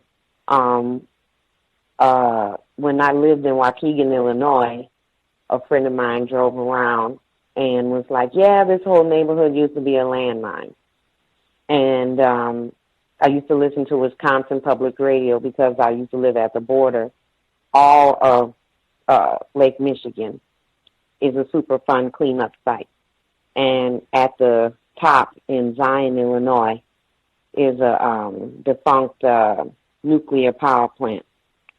So that's part of the reason why it's a Superfund cleanup site, along with all those ships going back and forth for leisure and commerce in the water. And I just wanted to let you know before my turn, Gus, that 48 Laws of Power is available as an audiobook on YouTube, so no one will have to narrate if you come around to deciding to do that next. And I'll mute my line for now. Thank you, everyone. Much obliged. Yes, I had 48 Laws of Power. It was about 4 different books that I was trying to cycle through, and somehow things tipped to Harriet A. Washington for now, but 48 Laws of Power was right there and probably will be done, so we can move on, get that one read, and out of the way for 2020.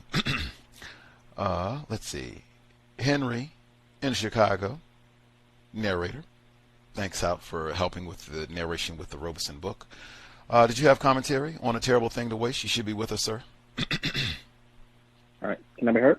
Yes, sir. All right. Greetings, Gus, and greetings to all the callers and listeners. Very interesting book. I was listening to it.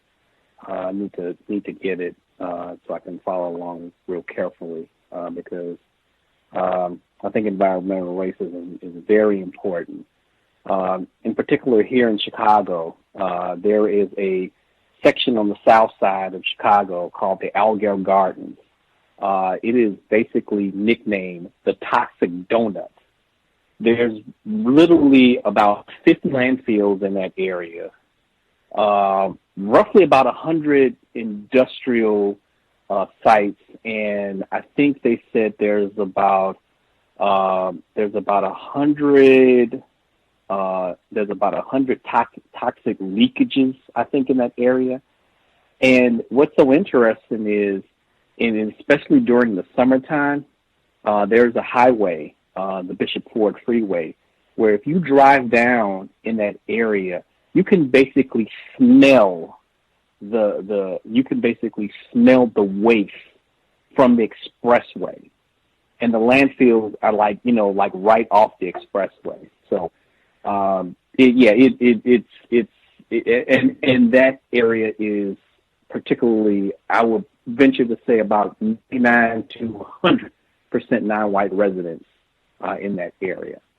So that's something that Chicago has been dealing with in regards to toxic waste sites, in particular in an area where I would venture to say not just non-white people, but non-white black people live there. Interesting about Johnny Cochran, when they were talking about Cochran, because you always hear about Cochran being the O.J. Simpson lawyer. You never hear about him. This case about the Alabama case that was mentioned. I didn't know about that, but it's something that is something new that you learn about Johnny Cochran, along with him defending Geronimo Pratt and other things that nobody else talks about in regards to Johnny Cochran's work. And the situation with Edgar being put into special ed. Now, I might be wrong, but I thought children aren't supposed to be put in special ed without the parents' permission. So I was kind of surprised when they were telling the story about it, that the mother had found out that the boy had been put in special ed, and she was surprised that they did it without their permission. So I thought that was illegal. I don't know if it's by state or federal law, but I'm pretty sure I saw that it was illegal to do something like that. That is actually one of the tactics of white supremacists to, especially when you're talking about like environmental and biological terrorism, because one of the things that they do, especially diagnosing our children with ADHD, is they give them Ritalin and Risperdal and Adderall and all kind of other harmful chemicals to our young boys and girls. And then lastly, too, speaking of biological terrorism, we just recently in Illinois, passed, not recently passed, but it went into effect January 1st that recreational marijuana is now legal in Illinois. So that is another tactic of biological and chemical warfare against us, with the legalization of marijuana here in Illinois. So, but that's all I have right now in my life. Much obliged, Henry in Chicago. I just want to say real quick, that was so important about Edgar. Man, this is such an important book. Good pick. Good. That was why there was a lean to this one over the other four we were looking at, although they are equally good books, I think, as well. But the story about little Edgar down in Florida, we were just there for the yoga retreat. I don't know if it's illegal or by state, but it's not by chance. It's not by accident that, oh yeah, the little colored boy, we just toss him in the class, in the remedial class, because he can't read. He's just a little colored boy, probably just thinking about raping somebody. Yeah, we'll just put him over here. And of course, we didn't tell his mom. She's on crack. Welfare, we just talked about that yesterday. He's on crack. She's on crack. Probably selling crack too. Having all these illegitimate children. Just put him over in the remedial class. It's fine. It's fine. And then she goes, "Oh, well, we're training Edgar. It's fine. We're training him. It'll be great. He'll catch." I'm like, what are you talking about? And again, if you play around with sex, the joke is on Edgar. You have your child in the killing fields, the white public schools. That's what's going to happen to Edgar. And she talked about black males specifically. I can't believe I forgot that point where she talked about, did all that caping for black males. Did y'all miss that? When she was sat up there? I'll make sure I find that portion again. But I thought that was important. And I want to make sure I get my F in before I get our other caller. Man, Gusty has failed spectacularly with environmental racism. Chicago specifically. I have the book on my shelf right now. Packing Them In. An Archaeology of Environmental Racism in Chicago, 1865 to 1954. It's not by accident you got the toxic donut. And it's by a black person, no less. Sylvia Hood Washington. No excuse for not trying to get her on the program. I got the book right there. Title again, Packing Them In, An Archaeology of Environmental Racism in Chicago, 1865 to 1954. Now, this book would suggest that, hey, this is not by accident. We planned the toxic donut and sites like that. 1865, that's when the Civil War ended. Anyway, if you live in Illinois, that book should definitely be in the library. Caller that dialed in from a block number. Did you have commentary to share?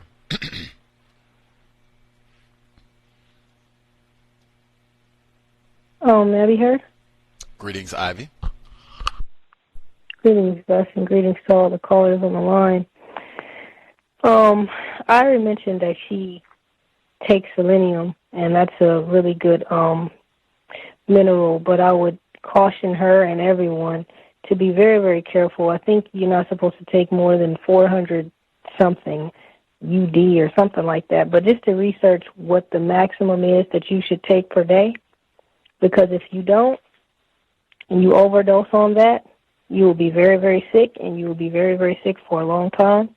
And that's what I have. I have selenium poisoning because I overdosed on selenium by eating too many Brazilian nuts, and too many was like more than 4, which is just absurd. I mean, they're so high in selenium, so it's very easy to overdose on selenium.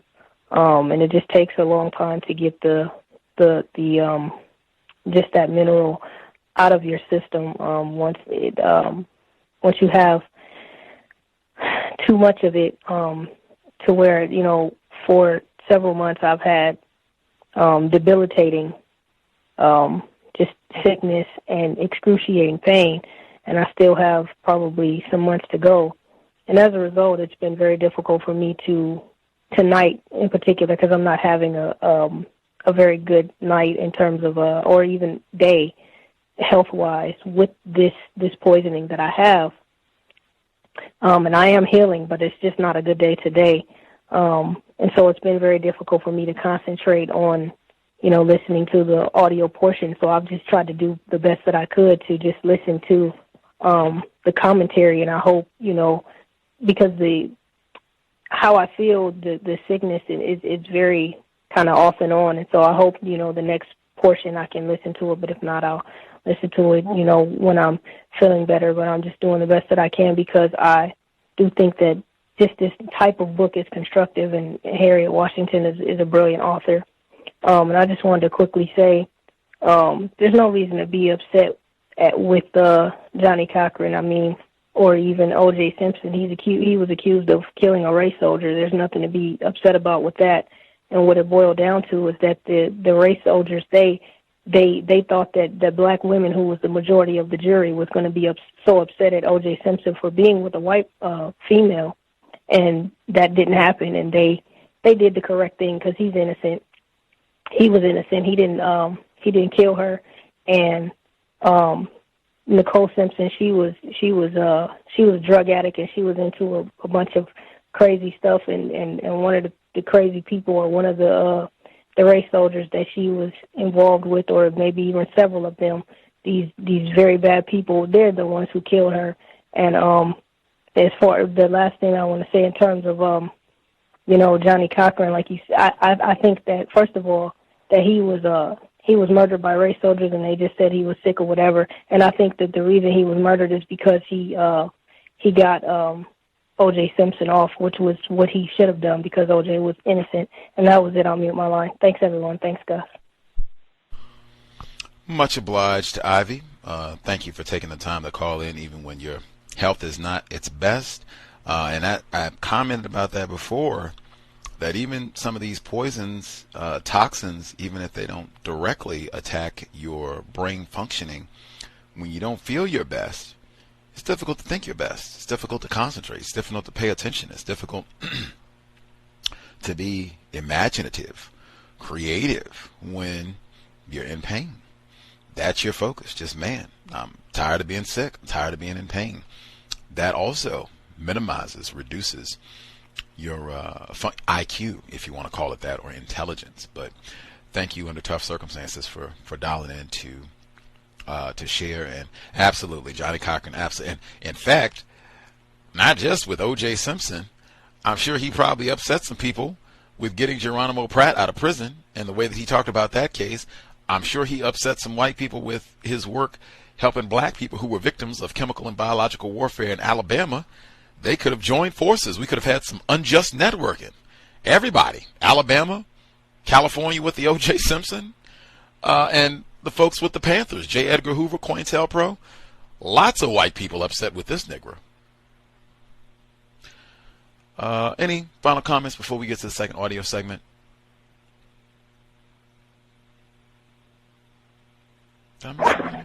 Quickly, somebody going in, I'll mute my line.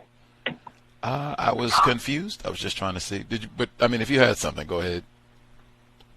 Oh, I was just going to quickly say, you're welcome, and I only raised my hand because I wanted to warn everybody about the selenium. I'm feeling so bad that I wouldn't have even probably said anything at all, but I just don't want anyone to suffer what I'm suffering and deal with what I'm dealing with. And I'll mute my line, but you're very welcome, and this is an incredible program, so it's my honor to be a part of it. I'll mute my line. Hello, Gus. Yes, ma'am. Yes, I just want to let Ivy know that I take 200 micrograms a day. It's soul ray selenium, and it's only 200 micrograms a day. And sometimes I even don't take it because I heard from somebody what you said, that you can overdose on it. So I'll even go maybe 2 or 3 days without taking it. But everything deserves research. So, but thank you for the warning. You're very welcome, and I'm very glad to hear that. I'll mute my line. Learn a little bit about everything. Mr. Fuller did say that. Try to learn something about everything. I did find that passage. It's true that association between IQ and academic and material success is less strong for marginalized minority group members because racial bias, dedication to white terrorism strongly drives success and failure as well. White men with high school educations earn more than black men who graduate from college, for example, but minority group members who are more likely than other Americans to be poor and underemployed, lower levels of achievement or income mask an especially dire situation. And she will have more to say about black males in the book and how they are treated specifically. But I did think that one was important. Anything else folks need to get in? In fact, just make a note and we will save it for the second segment. We'll go ahead and get started again. IQ of Nations, that's what we're picking up at in chapter 1. Let's see. Yeah, IQ Rankings by the Nation, subtitle that we're picking up on. Again, this is Harriet A. Washington's A Terrible Thing to Waste, Context of White Supremacy, audio segment number 2. IQ Rankings by the Nation. Jensen's inability to define intelligence didn't stop him from joining his forebears in ranking some Asians and Europeans near the top, and the diverse denizens of Africa, from Nigerian urbanites to Tanzanian scientists, to Kalahari Bushmen, to Congo pygmies, to Ethiopian Jews, near the bottom of an IQ gradient that persists today. Researchers write of intelligence, but they measure IQ, and they are not synonymous. There is no direct test of general mental ability. What IQ tests measure is the display of particular cognitive skills such as vocabulary and reading comprehension, explains Christopher Eppig. Any conclusions about general mental ability are inferences drawn from the test taker's mastery of those various skills. In 2002, when IQ and the Wealth of Nations by Richard Lynn and Tatu Van Hanen ranked nations by their average IQ scores, most of Europe and the more affluent portions of Asia hovered a bit above 100 points. But the news for Africa, Hispanic nations, and South America was grimmer. Average IQs for most African states fell below 70, except for South Africa, which came in at 72, although Ethiopia's score of 63 was later revised to 71. Equatorial Guinea defined the nadir at 59. The authors suggested that these nations' low average IQs denoted low intelligence among their citizens, which in turn explained the poverty and scant economic development in sub-Saharan countries. Low intelligence indeed. By most measures, an IQ below 70 denotes mental retardation. Thus, Lynn and Van Hanen claim that nearly all of Africa is mentally retarded. Critics pointed out that their conclusion was unsupported by the data. Their methodology lacked rigor, was illogical, and their IQ calculations used very small, non-representative populations and were often derived from older papers and assessments of dubious credibility. But even if their methodology had been sound, their conclusions would still have been unreliable. As Brink-Lindsay points out, the very concept of comparative IQ scores is flawed. IQ scores are only a good indicator of relative intellectual ability for people who have been exposed to equivalent opportunities for developing those skills, and who actually have the motivation to try hard on the test. IQ tests are good measures of innate intelligence if all other factors are held steady. But if IQ tests are being used to compare individuals of wildly different backgrounds, then the variable of innate intelligence is not being tested in isolation. Instead, the scores will reflect some impossible to sort out combination of ability and differences in opportunities and motivations. Girma Berhanu, a professor of education at the University of Gothenburg, agrees, adding, "Statistics can lead us to accurate conclusions only by using representative samples that are selected at random." In Ethiopia, however, the average IQ score was calculated based on a sample of a mere 134 children in a single orphanage in Jemma. As Berhanu wrote, "An orphanage in Jemma in 1989 was an extraordinary and traumatic experience for children who were victims of famine, resettlement, and on a massive scale. The experience of orphaned children who survived harrowing experiences of death and starvation cannot be seen as a representative sample for IQ testing." Thus, Lynn and Van Hanen's rankings are nonsensical, because the developing world sites used in establishing IQs have so very little in common with Western and affluent Asian nations. In many such countries, compulsory education and literacy are relatively rare. And not all the tested subjects were fluent in English or in the language in which the test was administered. As Berhanu points out, the social conditions in very poor and unstable countries can militate against success in test-taking. The incentive to perform well on such lengthy, grueling tests is strong for Americans, who know that their future success in academia and industry hinges on a high score. This motivation doesn't exist among test subjects in developing nations, who are almost certainly correct in seeing no connection between a high score and their lot in life. Moreover, health status stands between the people of the global South and a normal IQ score. Poor nutrition alone depresses brain development and intellectual functioning. So does exposure to neurotoxic agents, which is ubiquitous in countries where industrial emissions are rampant and all but uncontrolled. This means that even had testing practices in these countries been logical, meticulous, and fair, environmental factors alone would still cause a disparity in IQ scores. In this respect, the denizens of low IQ nations have a lot in common with residents of lower IQ ethnic enclaves of the United States. They suffer exposure to the same sort of brain-damaging chemicals as do members of U.S. racial minority groups, and with the same potent but underappreciated effect on their cognition and intelligence as is apparent in their depressed IQ scores.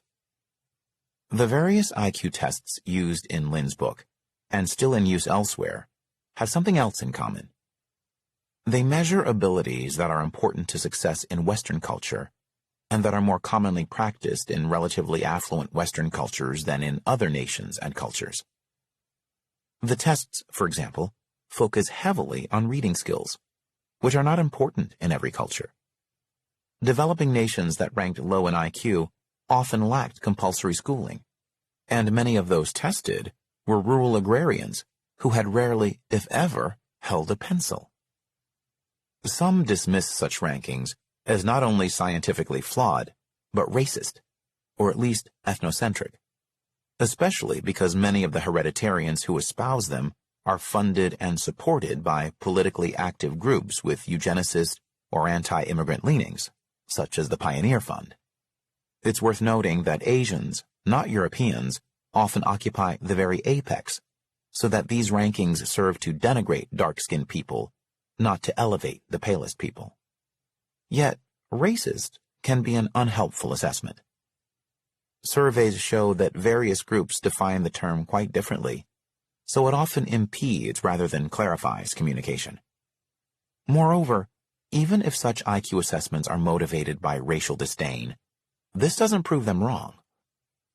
IQ is a crude, inaccurate, and biased proxy for intelligence, but most scholars agree that it measures something to do with the capacity to learn, at least in the affluent West.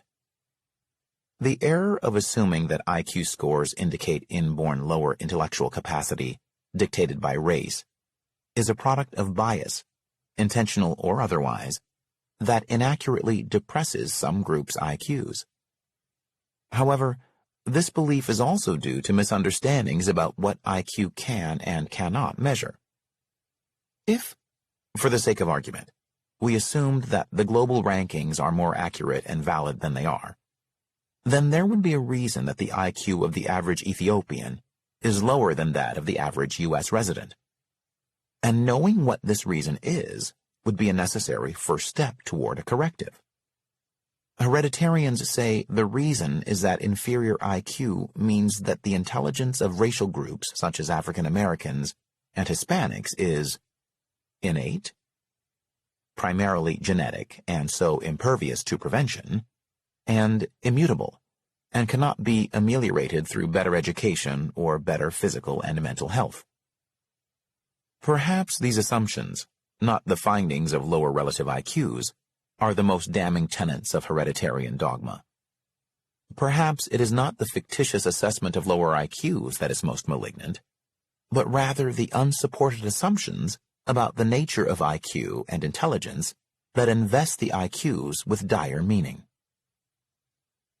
The rising tide. Fortunately, the hereditarians are wrong. The facts belie all their beliefs. IQ is not innate. Studies that compare the IQs of mixed-race children reveal the determinant role of their various environments. In Germany, children with one parent of African descent and one of European descent, who were raised in white households, such as the offspring of African American or African soldiers whose fathers returned to the States and whose mothers subsequently marry white Germans, scored higher on IQ tests than mixed-race children from similar backgrounds who were raised in black households. The same thing happened when comparing mixed-race children in the United States. IQ is not genetic. Most experts consider intelligence to be multifactorial, and no genes have been proven to determine IQ.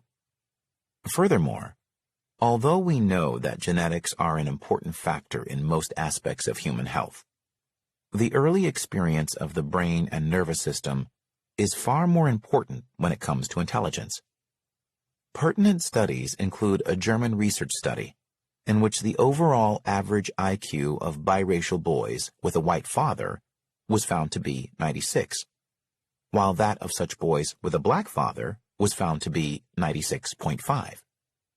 Virtually identical, even though the latter group's boys were subjected to racial prejudice.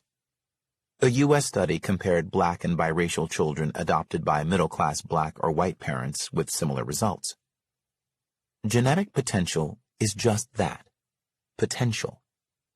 And whatever potential a given fetus has, exposures and deprivation can ensure that his or her future IQ will be lower than average, sometimes devastatingly so. Whether a child in utero is exposed to alcohol during a key moment of development, assaulted by PCBs, arsenic, or mercury, or assailed by a pathogen associated with the loss of cognition or memory, it is the brain's experience, not genetics, that will dictate the child's intelligence and IQ. IQ is not impervious to change. We have been watching average IQs change within populations for decades in the West, as well as in some of those irremediably low IQ nations. Consider Kenya. IQ tests were administered twice in certain regions of Kenya, once in 1984 and again in 1998. The later test reported an average IQ at least 14 points higher than the first. This increase occurred far too swiftly to have been driven by genetics. However, this spike in average IQ coincided with a period of dramatic improvement in health status in the regions, including lowered rates of infectious disease.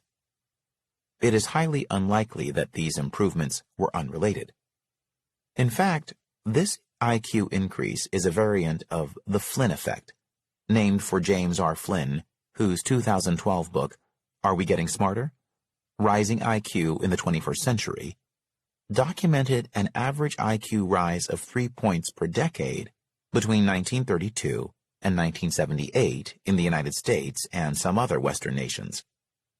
Subsequent analyses have confirmed this, such as a 2014 meta-analysis in the Psychological Bulletin, which calculated the same IQ gains between 1972 and 2006. This suggests that the scores reflect not innate intelligence, but acquired skills. So, IQ is indeed malleable. We just need to determine what causes it to change. If we do that, we will be empowered to craft strategies and tools for raising it within marginalized ethnic minority groups of African Americans, Hispanics, and Native Americans, just as we raised the low IQs within pockets of America by using iodine supplementation. Necessary bias. If IQ measures acquired skills, rather than innate ability, if it is affected most strongly by environmental forces, not transmitted by genetic ones, and if it depends upon a shared culture and strength of motivation to tell us anything meaningful about ability, why do some cling to notions that a racial difference in IQ means an innate, unchanging difference in African American intellectual potential? To understand this, it is important to realize that the belief in the innate, irreversible, intellectual inferiority of people of color predated any objective tests or measurements of their abilities. As I explain in Medical Apartheid, The Dark History of Medical Experimentation on Black Americans from Colonial Times to the Present, the assertion that African Americans and some other people of color were inferior, and perhaps not even human, was a necessary myth for justifying enslavement, and was supported by the 19th century's most prominent U.S. scientists, the American School of Ethnology. Intellectual inferiority was a key tenet of that inferiority, repeated often in the scientific and popular literature. 19th century scientists portrayed the enslaved African American as inherently debased and permanently so. No amount of training, education, or good treatment could make him the equal of a white man. Most of these scientists were polygynists, who thought that African Americans and whites belonged to different species. They held that black Americans were physically inferior, dishonest, malingering, hypersexual, and indolent. This inferiority was documented in entire catalogs of black flaws that filled medical journals and textbooks. In 1839, Samuel George Morton published Crania Americana, a book written to demonstrate how human skull measurements, or craniometry, revealed a hierarchy of racial types. Morton determined that Caucasians had the largest skulls, and therefore the largest brains, and blacks the smallest. His tests were the forerunner of phrenology, which sought to determine character and intelligence by interpreting the shape of the skull. 9 years later, Louisiana's Samuel A. Cartwright, M.D., suggested that blacks' physical and mental defects made it impossible for them to survive without white supervision and care, alleging that the crania of blacks were 10% smaller than those of whites, preventing full development of the brain and causing a stunting of the intellect. A French scientist, Louis-Pierre Gratiolet, added that in the Negro, the cranium closes on the brain like a prison. It is no longer a temple divine, to use the expression of Malpighi, but a sort of helmet for resisting heavy blows. IQ is measured by a myriad of examinations that purport to evaluate and score a person's intelligence, partial or entire. Haunted by race bias, class bias, and a plethora of common misapplications, the IQ test is a widely applied but very imperfect yardstick, useful in measuring intelligence, but only within a limited context. And how could it be otherwise? A pervasive American belief in the intellectual inferiority of people of African descent and of formerly colonized peoples predates any tests formulated to document it.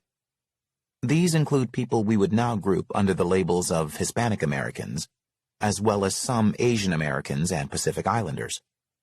From the beginning, racial measurements of intelligence have been plagued by rigged research and other misapplications of science designed to enforce racial bias. As Stephen Jay Gould documented extensively in The Mismeasure of Man, and as Robert V. Guthrie reveals in Even the Rat Was White, a historical view of psychology. Continued belief in the inferiority of people of color has survived even the grossest logical failures and embarrassing revelations of racial bias. Mental fitness by numbers. National data used to dictate policy have also been manipulated in bad faith. As when the 1840 U.S. Census employed falsified data to promulgate a pro-enslavement message of racial mental inferiority. The census data purported to show that freedom was unhealthy for the limited minds of African Americans and caused freedmen to suffer 11 times the mental disease of their enslaved peers. It took James McCune Smith, M.D., a Glasgow-trained African American physician and statistical scientist, to refute the scientific racists on their own ground, and he found it necessary to do so frequently. His 1837 lecture exposing the scientific fallacy of phrenology offered scathing criticisms of the logical sins inherent in imputing character and intelligence from physiology.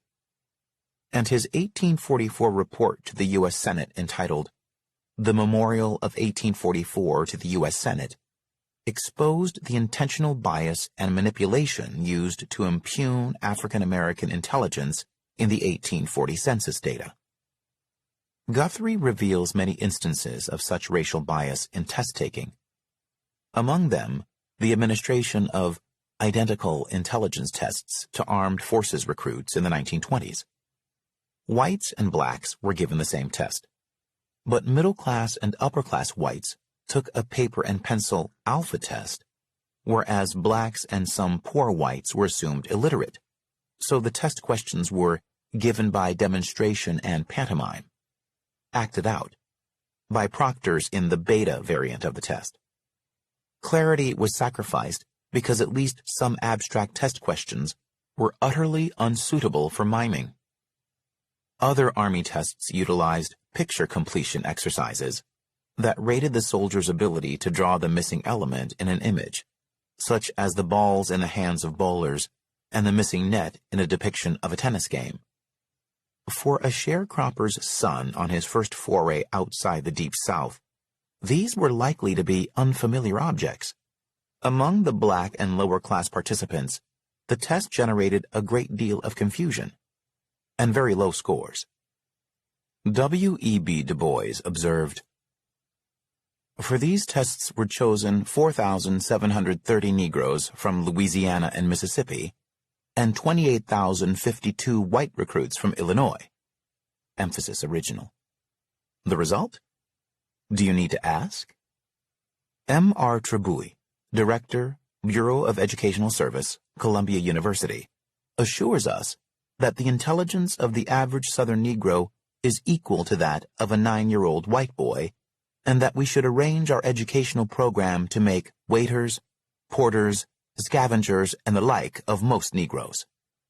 During the 1920s, eugenicists influenced the passage of the National Origins Act of 1924, which barred immigrants from Southern European countries as dysgenic. This line of thinking persists to this day. Within the past decade, hereditarian Jason Richwine sought to convince lawmakers to similarly restrict immigration from Hispanic nations, partly on the basis of their supposedly lower intelligence. Richwine's 2009 Harvard doctoral dissertation, entitled IQ and Immigration Policy, claimed that Hispanic immigrants had lower IQs than non-Hispanic whites, a disparity that he claimed persisted for generations.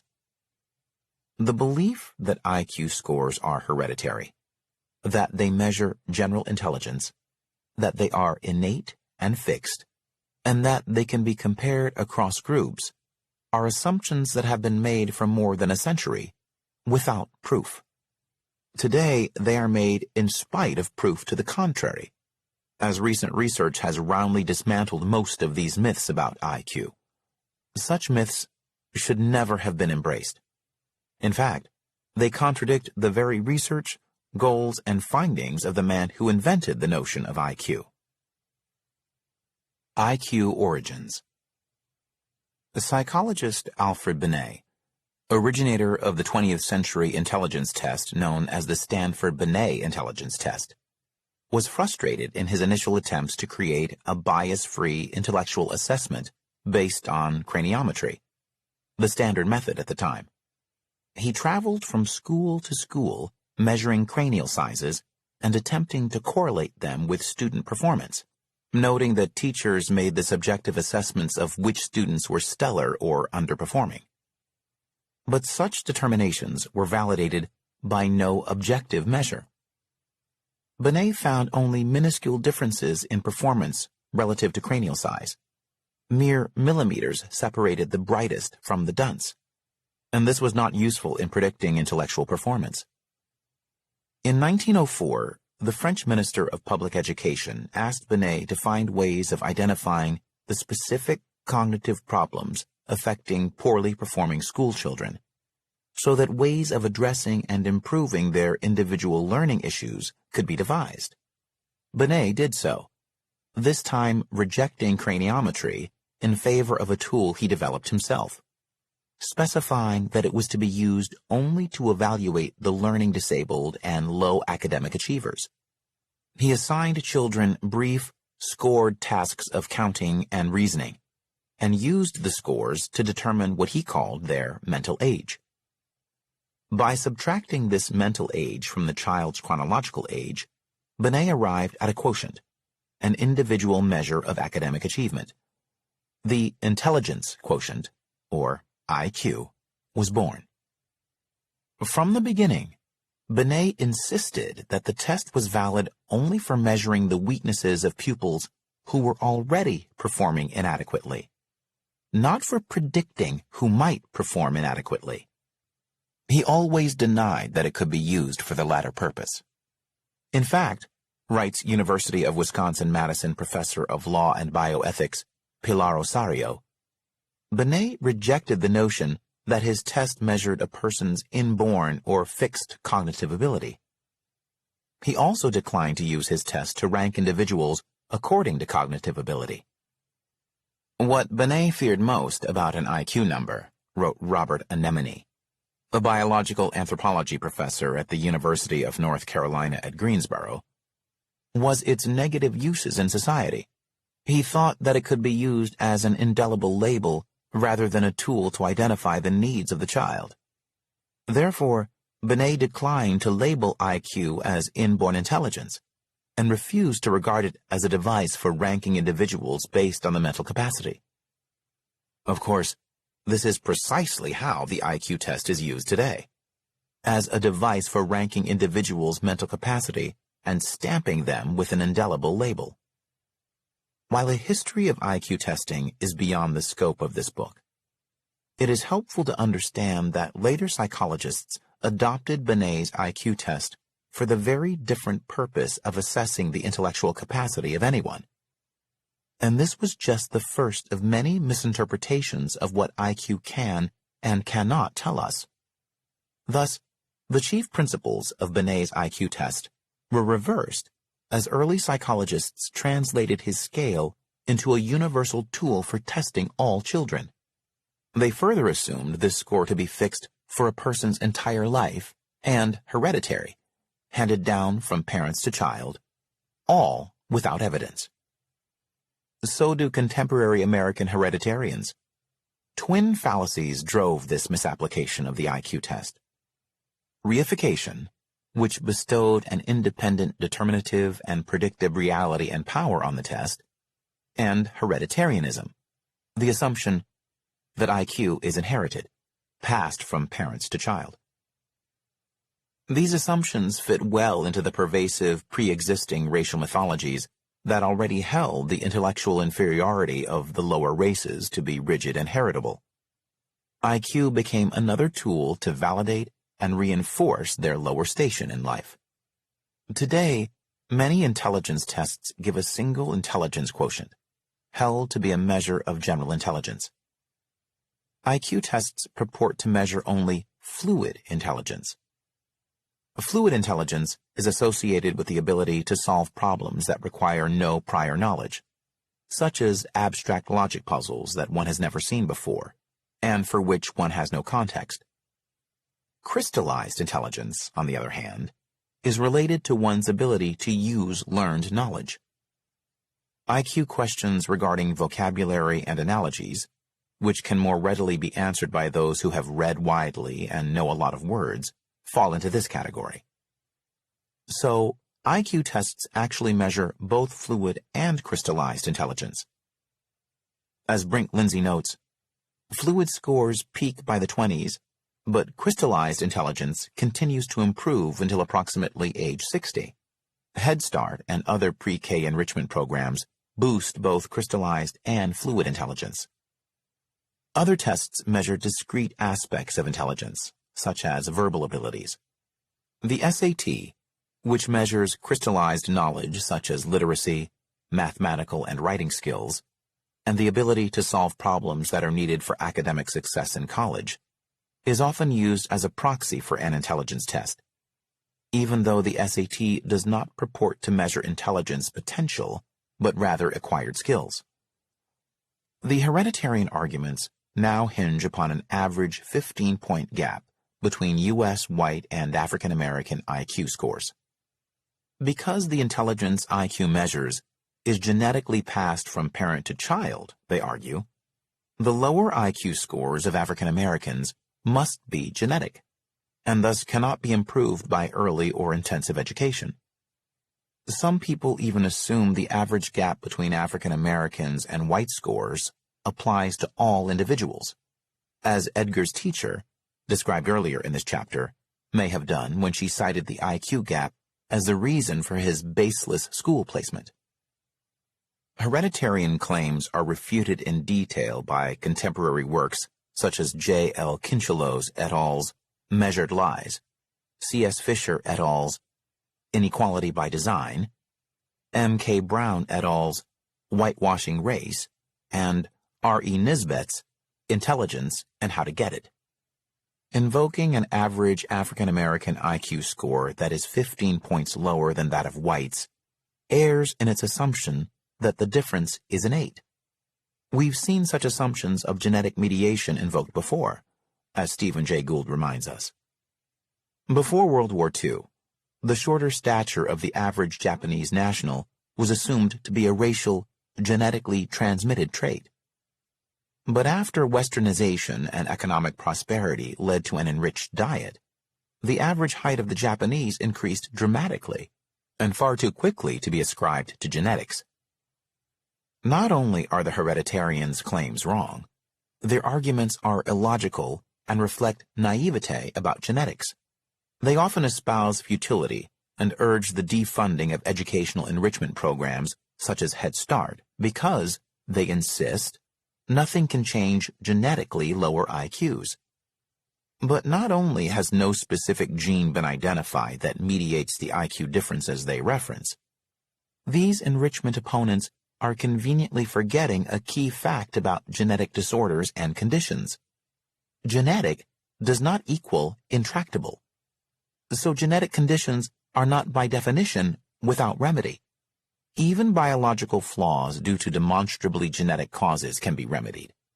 For example, children born with the genetic disorder phenylketonuria, PKU, suffer profound mental retardation, unless they are diagnosed in time to withhold phenylalanine from their diet, in which case they suffer no retardation or ill effects at all.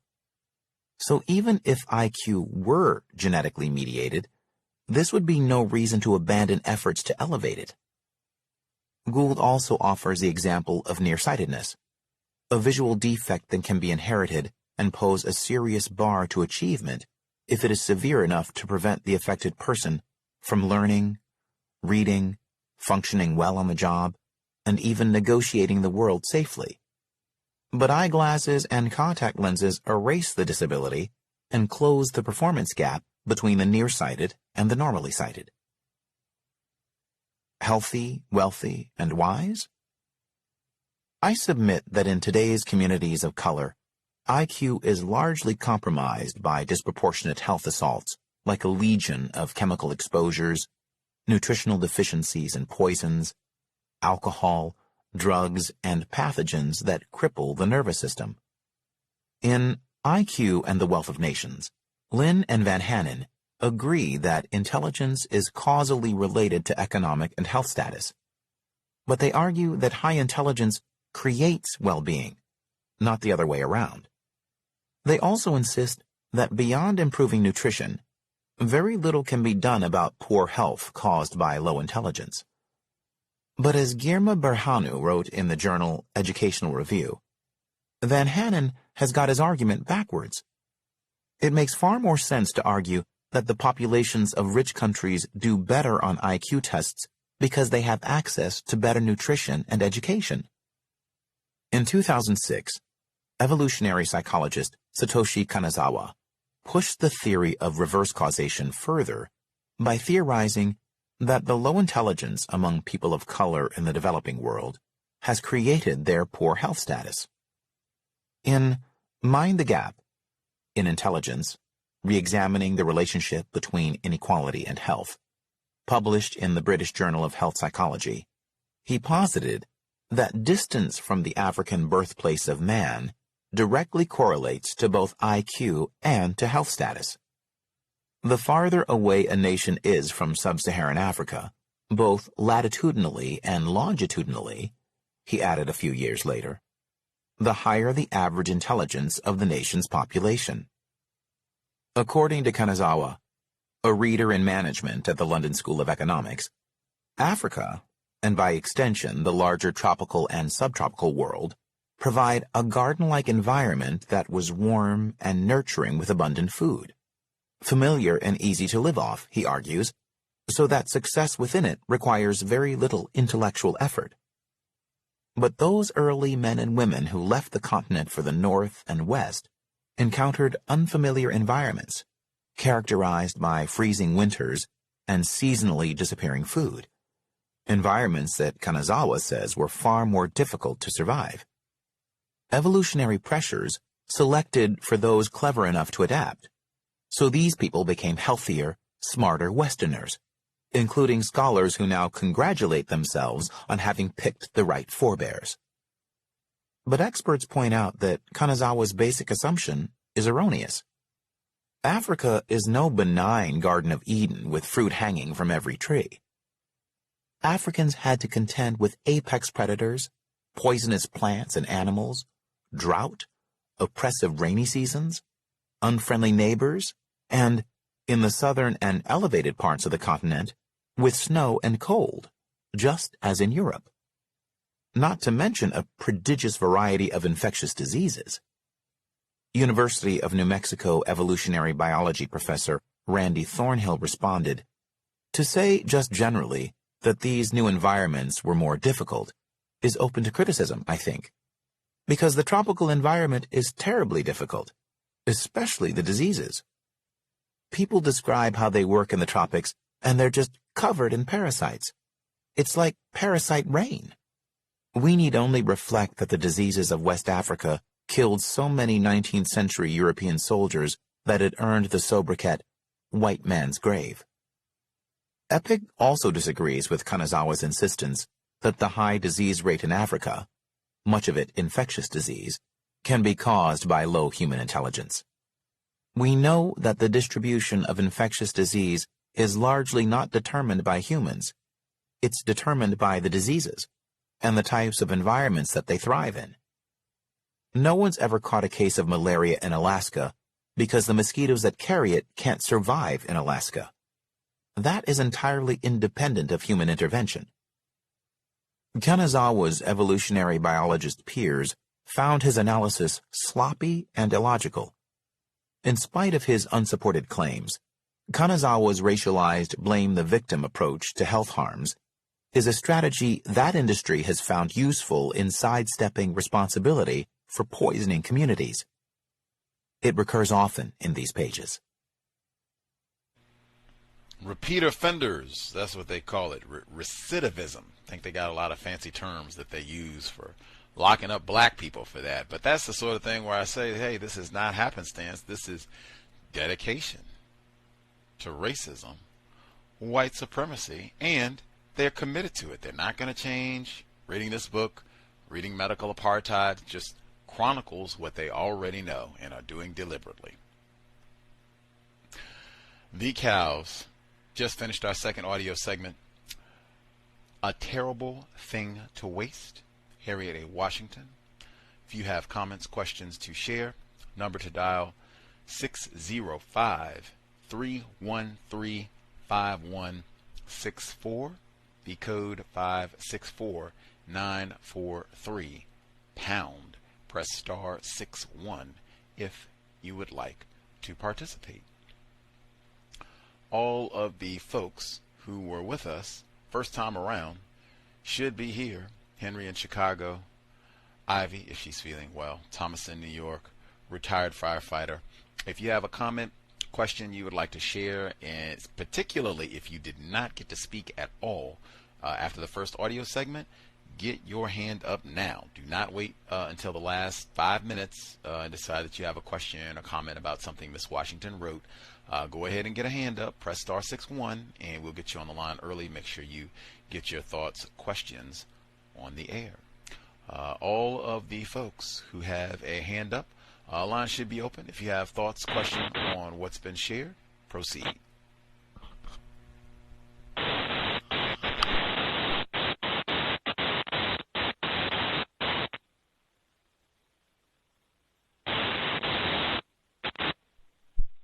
Retired firefighter, there's a little bit of static coming through on your line. I heard it before. I don't know if that's what Thomas was hearing in terms of the disruption, but I can hear it.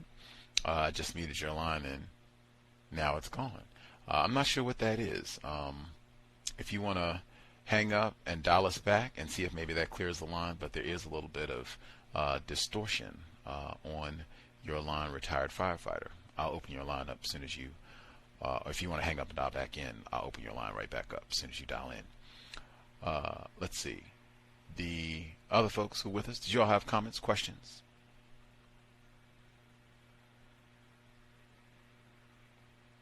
Ivy here. Greetings, Ivy. Greetings, Steph. I was able to follow the second portion, the audio part. However, like I was able to follow most of it, and I was listening to how, the narrator was talking about, and basically, the author was talking about all the IQ stuff that the race soldiers use to practice terrorism. The thing that I didn't understand, and that I didn't catch, and I'm sure it was probably even in the first portion because you were talking about it, which is why she is talking about that. Like, what does that have to do with environmental racism? Like, is she saying that these IQ tests and all this stuff is the stuff that they're using to justify practicing environmental racism, or so why? And then the other thing I wanted to know is that at the end of the broadcast tonight, can I ask a question about where to find another broadcast? Because for that particular broadcast that I'm thinking about, the link is broken on Black Talk Radio. And so, yeah, I'm in my line. Sure, we can get that question in before we get off the air. Just give me a reminder. The first question in terms of why is Harriet A. Washington, why she's spending so much time at the beginning of this book that's supposed to be about environmental racism, why she's spending so much time on intelligence tests and white people's use of them and what they're supposed to signify. I haven't read this book before, being transparent, as they say. My understanding, at least the way that she has laid things out, I think you're correct. The long history of white people, that's how she started, the long history of white people insisting that black people are stupid, and that's justification for all sorts of racism, environmental racism and everything else, slavery, whatever it's going to be. I think her premise is that, number one, this history exists, it's lots of lies, and it has continued in many, many varieties to this day, with this belief that black people are less intelligent than white people. I think that is important because I think she wants to set out that this can be changed. There are things that can be done, as she mentioned with iodine. There are things that you can do. I think she just said, as the portion we just concluded with, glasses, if you are nearsighted, getting glasses, correcting a vision problem. There are things that can be done to change intelligence. So even if you do believe that black people are inferior intellectually, there are things that can be done so that that doesn't have to be permanent. And I think the pivot to environmental racism, what I was not thinking before, there are things that white people, racists, do deliberately to the environment that contribute to black people having lower IQ scores, lower intelligence, brain damaging poisonous materials that they inject in the environment that contribute to this. If we stop doing this, that alone could reduce some of what they call this disparity in intelligence or IQ between black people. I think that's the reason because she hasn't even really got into detail about the ways that environmental racism damages the brains of black people, although she's hinted at that quite a bit already. So I think that's the way that she's setting this up. I could be wrong, but we'll have to see. We're still pretty early in the book. Yeah, it's got to be it, because that's the chapter that we're in now, color-coded intelligence, right? That's the first part of the book. The chapter, The Prism of Race, How Politics Shrouds the Truth About Our Nation's IQ. So getting at a lot of the Dr. Shockley and the bell curve racism, white supremacy around intelligence. And then getting to how environmental racism minimizes, detracts from the intelligence, intellect of black people. That's the second part. So I think that's the roadmap for the book. Okay, thank you for that. For sure. Let's see. Other folks who dialed in, if you have a hand up, commentary to share, proceed.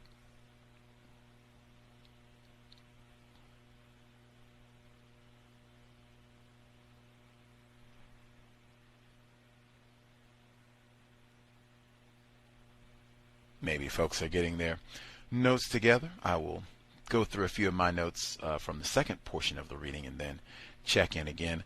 This again I think would be a good book to get your hands on. It shouldn't be difficult. Like I didn't have I didn't have a lot of trouble getting this book. I am in Seattle, but I didn't have a lot of trouble getting this book. It's pretty new and she's a pretty well-known established author, so I suspect they would have this book at many libraries where you could probably borrow a copy or hard copy, paperback, whatever it is. It seems like it's pretty readily available, so should be easy and it'd probably be a good one. Probably be a good one to have on the library, just based on what we've read thus far. But we'll see. We're still pretty early. So what I highlighted from the second portion. Let's see. I thought that was important when she talked about the IQ tests. They're supposed to be used to compare individuals from a similar background, and then they're using these IQ tests to compare people who have grown up in different parts of the universe and have had different circumstances. I thought that was an important point. Brain damaging. That's why I said I think she's laying out the history of white culture and racism and insisting that black people are stupid to justify racism, and then going to how environmental racism robs black people of their intelligence and high level brain functioning.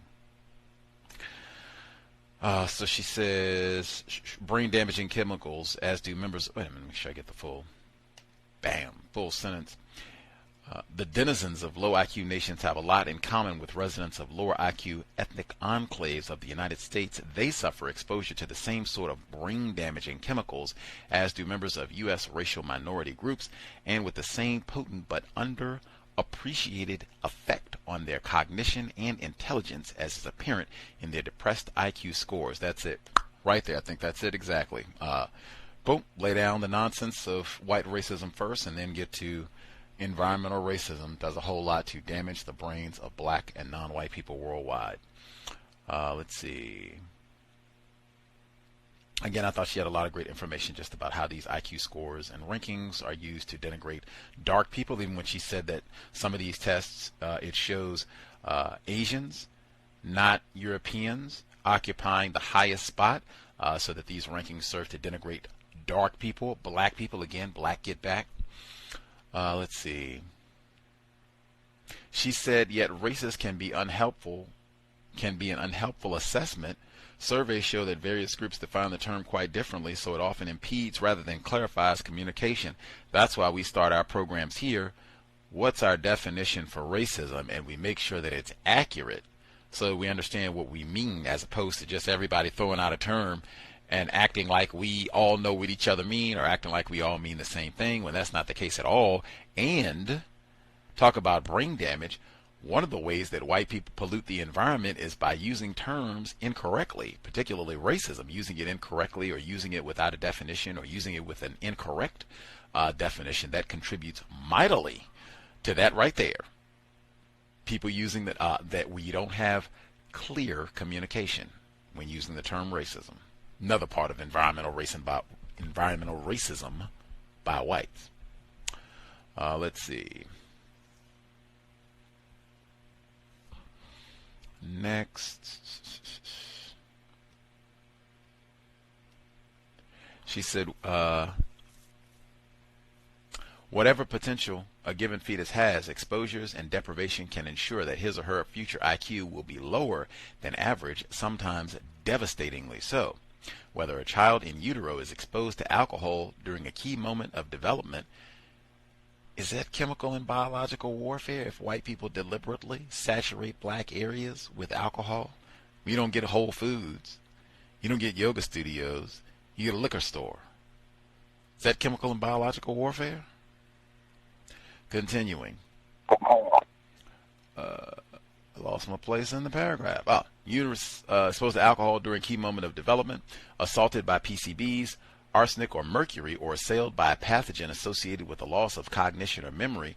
It is the brain's experience, not genetics, that will dictate the child's intelligence and IQ. IQ is not impervious to change. We have been watching average IQs change within populations for decades in the West, as well as in some of those irredeemably low IQ nations. And then she talks about the boost in IQ in the country of Kenya, so-called. And they talked about a lot of it was improvement in health. What I just said, even if you have foot pain, that's about as far from your brain as you can get on your anatomical body. If your foot hurts bad enough, at some point you are not going to want to listen to Gus T. Renegade. You are not going to want to read Harriet A. Washington. Only thing you're going to think about is, man, my foot hurts. I hope it was something we could do about my foot. That Gus T. gets on my nerves, but if he could do something about my foot, I'll listen. Other than that, I don't want to hear him or anybody else because my foot hurts. You're not going to be able to think very well. You're probably not going to be able to remember things very well because you'll be focused on your foot. You get that foot taken care of, oh man, your creativity comes back. The imagination comes back. You can think and do a whole lot of things. That would happen for lots of black people, I suspect. And again, the importance that intelligence can change. It can be improved. It can be decimated. If we poison you, drop all these toxins on you, you probably won't be thinking very well either, and might even be confused about what's happening as to why you are not thinking well. You get to that victim blaming again. Let's see.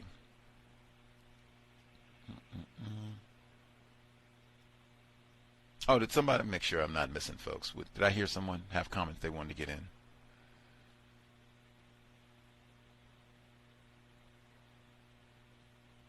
Just hearing things. Right on. Necessary bias. Now that's important subtitle. Necessary bias. In my view, it would just be commitment to white supremacy racism. It says, she writes, why do some cling to notions that a racial difference in IQ means an innate, unchanging difference in African American intellectual potential? In my view, again, dedication to white supremacy necessary. This is exactly the word she used, necessary. This is necessary in order to maintain a system of white supremacy. We have to insist that black people are ignorant and stupid, and then we go about means to make sure that they remain ignorant and stupid. We don't want them reading. They don't have libraries with no fees just everywhere. They got that in Seattle now. They don't have that just where you got a whole lot of black people. You can just go to the library willy-nilly and check out books anytime you want to and don't have to pay a fee or anything, bring them back when you want. Oh, no. We don't want to have spectacular education. Azure Savage wrote about that. We don't want spectacular education for black children. You're not supposed to be in the gifted classes anyway. Maybe if you have a white parent to fight for you, but even then, that is dedication. That is necessary. And again, it's white people are not ignorant. They don't need to read a book like this to grasp, like, oh man, we've been doing this. Maybe we should stop insisting that little colored folks are ignorant so that we'll stop mistreating them. That's not what this is about. They are dedicated to that mistreatment. Let's see. Man, when she said, still learning, she said French scientist Louis Pierre Gratelet, I'm a victim, still learning, added that in the Negro, the cranium closes on the brain like a prison. It is no longer a temple divine, to use the expression of Malpighi, but a sort of helmet for resisting heavy blows. That's all a direct quote. Talk about hard-headed. The coon skull, it's not for thinking. It's not for keeping your brain safe. It's just a little helmet. So you can use him to use his head to crack through walnuts and break concrete walls. Beat on him a little bit. That's all his head is good for. Just put his head down. You just can't injure the Negro. That unbreakable skull he's got. Good for a beating. They say that a lot too. That is another major pattern, that black people are ignorant and black people are good for a beating. They can withstand a beating. You can just beat on them and beat on them and beat on them. They can take some punishment. Let's see. Anything else I want to make sure? Get in.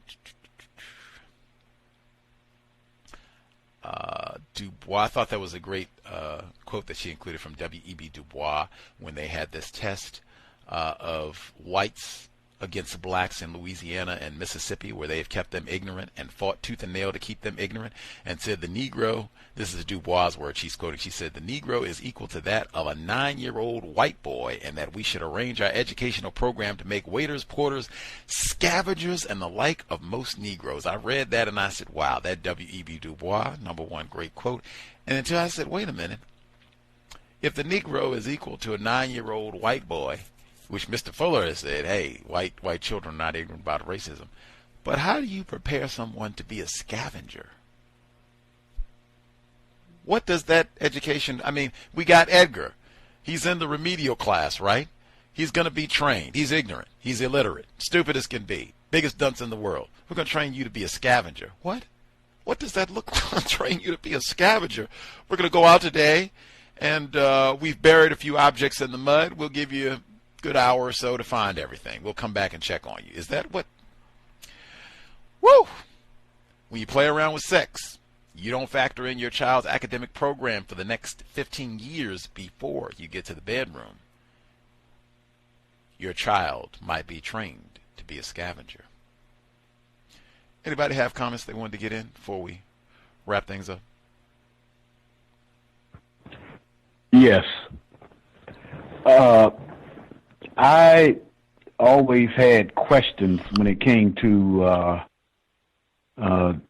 IQ tests and the sort of, that is so-called proving that black people are not, or non-white people are not smart enough or anything like that. Who are the racists convincing on that subject? White people or non-white people? That's the question. By imposing all of these tests and come up with basically the same analysis. Who are they convincing?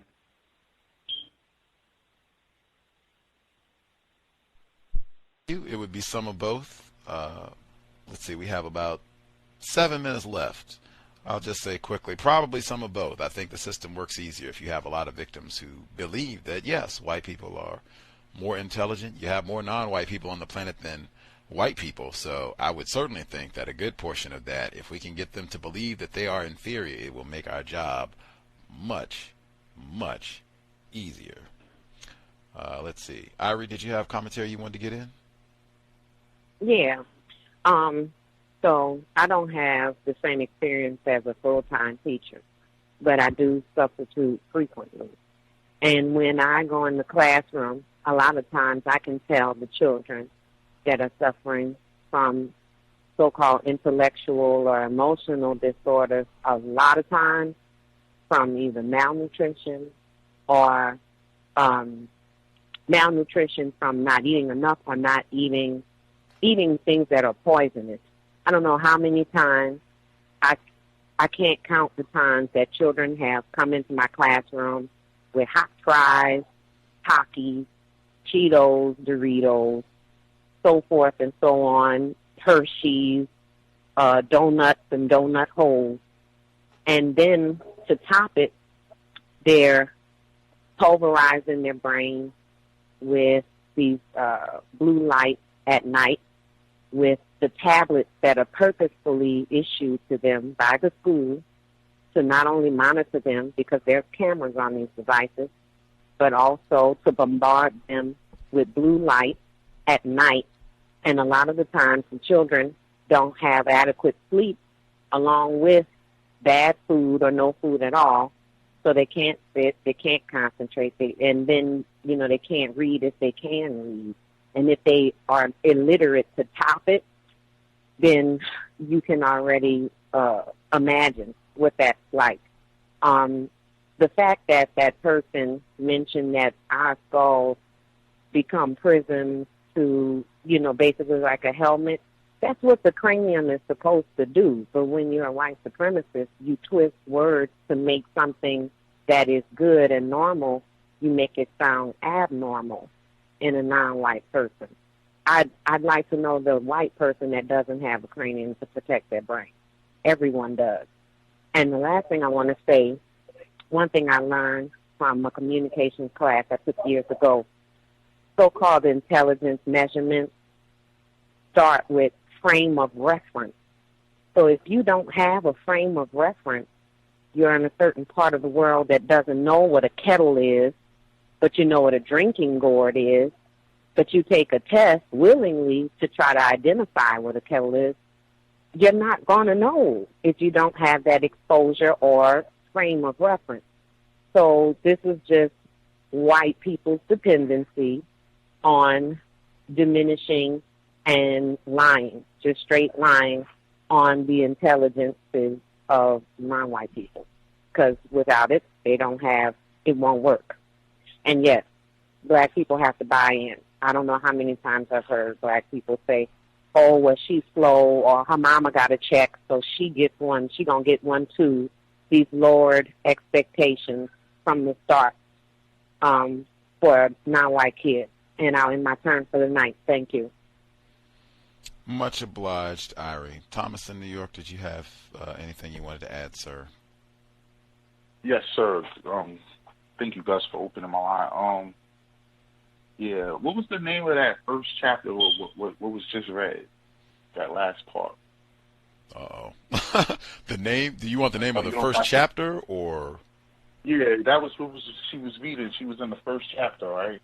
Yes, we're still in the chapter 1. The first chapter, so part 1 is called Color-Coded Intelligence. That's a question. And then chapter 1 is titled The Prism of Race, How Politics Shroud the Truth About Our Nation's IQ. That's chapter 1. Wow. I mean, in my opinion, she could have named that the operational logic of the system of white supremacy. I mean, it was, to me, excellent. She laid it all out perfectly. It's all eugenics. It's all built on the outer Africa theory, which they have yet to prove. All sciences and philosophies whites have used and teach are based off of that logic. As people left Africa, they got lighter and they further evolved. Alfred Binet, inventor of the IQ test and scores, all part of eugenics. He was a craniologist trying to prove the outer Africa theory by measuring people's heads, trying to say that the European is superior and justified to be in charge because they have more superior mental capacity. And he's the person who invented the IQ test. Like, geniuses. When you look at who makes the test, you know, how can you take this serious? How can you give people in a third world country the same test you give people in Britain and the United States and France? Like, it's such a racist concept. It's like one of the most racist concepts you could ever think of. And all these IQ tests, I remember in school, they used to call it the California Achievement Test, the CAT. And my mother was a public school teacher. We didn't take that in Catholic school. But, you know, she would be under so much pressure to try to get these kids to score good on this CAT and, you know, trying to cram them with all this information. And every year they would say, oh, your school is failing. And, you know, we have to send the state in to take over and implement all these programs and that never worked, and just play toss back to the city from the state with the school based off of these tests. And they're all IQ tests, you know, and this is what they build the prison, industrial complex. Everything is built off of this whole system right here. So I'm glad that she laid that out in this chapter, even down to the outer Africa theory. I mean, that's the whole thing whites use. I mean, once you take them out of there, they don't got nowhere to be. And I'll mute my line. Thank you, Gus. Much obliged. She did talk about that a whole lot of things happened right there with Edgar that she mentioned, a little black child that getting stuffed into those remedial classes. A whole lot talk about brain damage. A whole lot can start right there with you not being developed and school to prison pipeline. Then we get to do some more experiments on you. And then, oh, yeah, the nigger is just ignorant. Knew he was going to end up there. Little colored folks, they just don't read. They're just as ignorant as can be. That's what they're going to be, a scavenger. Get you in prison so you can be a scavenger, and we'll pay you a cent to go out on the highway and scavenge. We will wrap there. We did our 3 hours. We'll pick up next week. We're still in chapter 1. a terrible thing to waste. Harriet A. Washington, the Great. If you haven't read Medical Apartheid, ooh-wee, get to it. We'll be here tomorrow, Workplace Racism, 8 p.m. Eastern, 5 p.m. Pacific. And then we'll be here Saturday as well. Compensatory call-in, 9 p.m. Eastern, 6 p.m. Pacific. Dial in if you have questions, thoughts. We should be on this book, I think, until close to spring. It's not very long, but it should take us, 8 weeks or so to get through. So should be close to springtime by then. Anyway, 24 hours we'll be here for Workplace Racism. Much obliged for everyone's participation this evening. I hope it was worthy of your time and energy. Sobriety would be best under conditions of white supremacy. I so highly appreciate her mentioning alcohol as being one of these brain-damaging substances. Amen. Sobriety would be best under conditions of white supremacy, chemical and biological warfare. Think of that every time you see that liquor store on the corner. In addition to being sober, let's be buckled up every time we are in a vehicle, just trying to do all that we can to minimize contact with race soldiers, badge or no. In addition to being sober and buckled up, every time you're in a vehicle, if you are driving, you are not on the cell phone. As I said, just trying to minimize contact with the Amber Geigers, Daniel Holtzclaws of the known universe, trying to be as safe as we can under conditions designed to be dangerous, toxic, brain damaging. Creator, we ask that you help us remain patient with other black people, victims of white supremacy. We ask that you help us remain patient with ourselves. Remind us to demonstrate the highest levels of black self-respect at all times, in all places, each and every time we are in contact with another black person. It has been time. Replace white supremacy with justice immediately. Cow signing out. Thanks all for tuning in.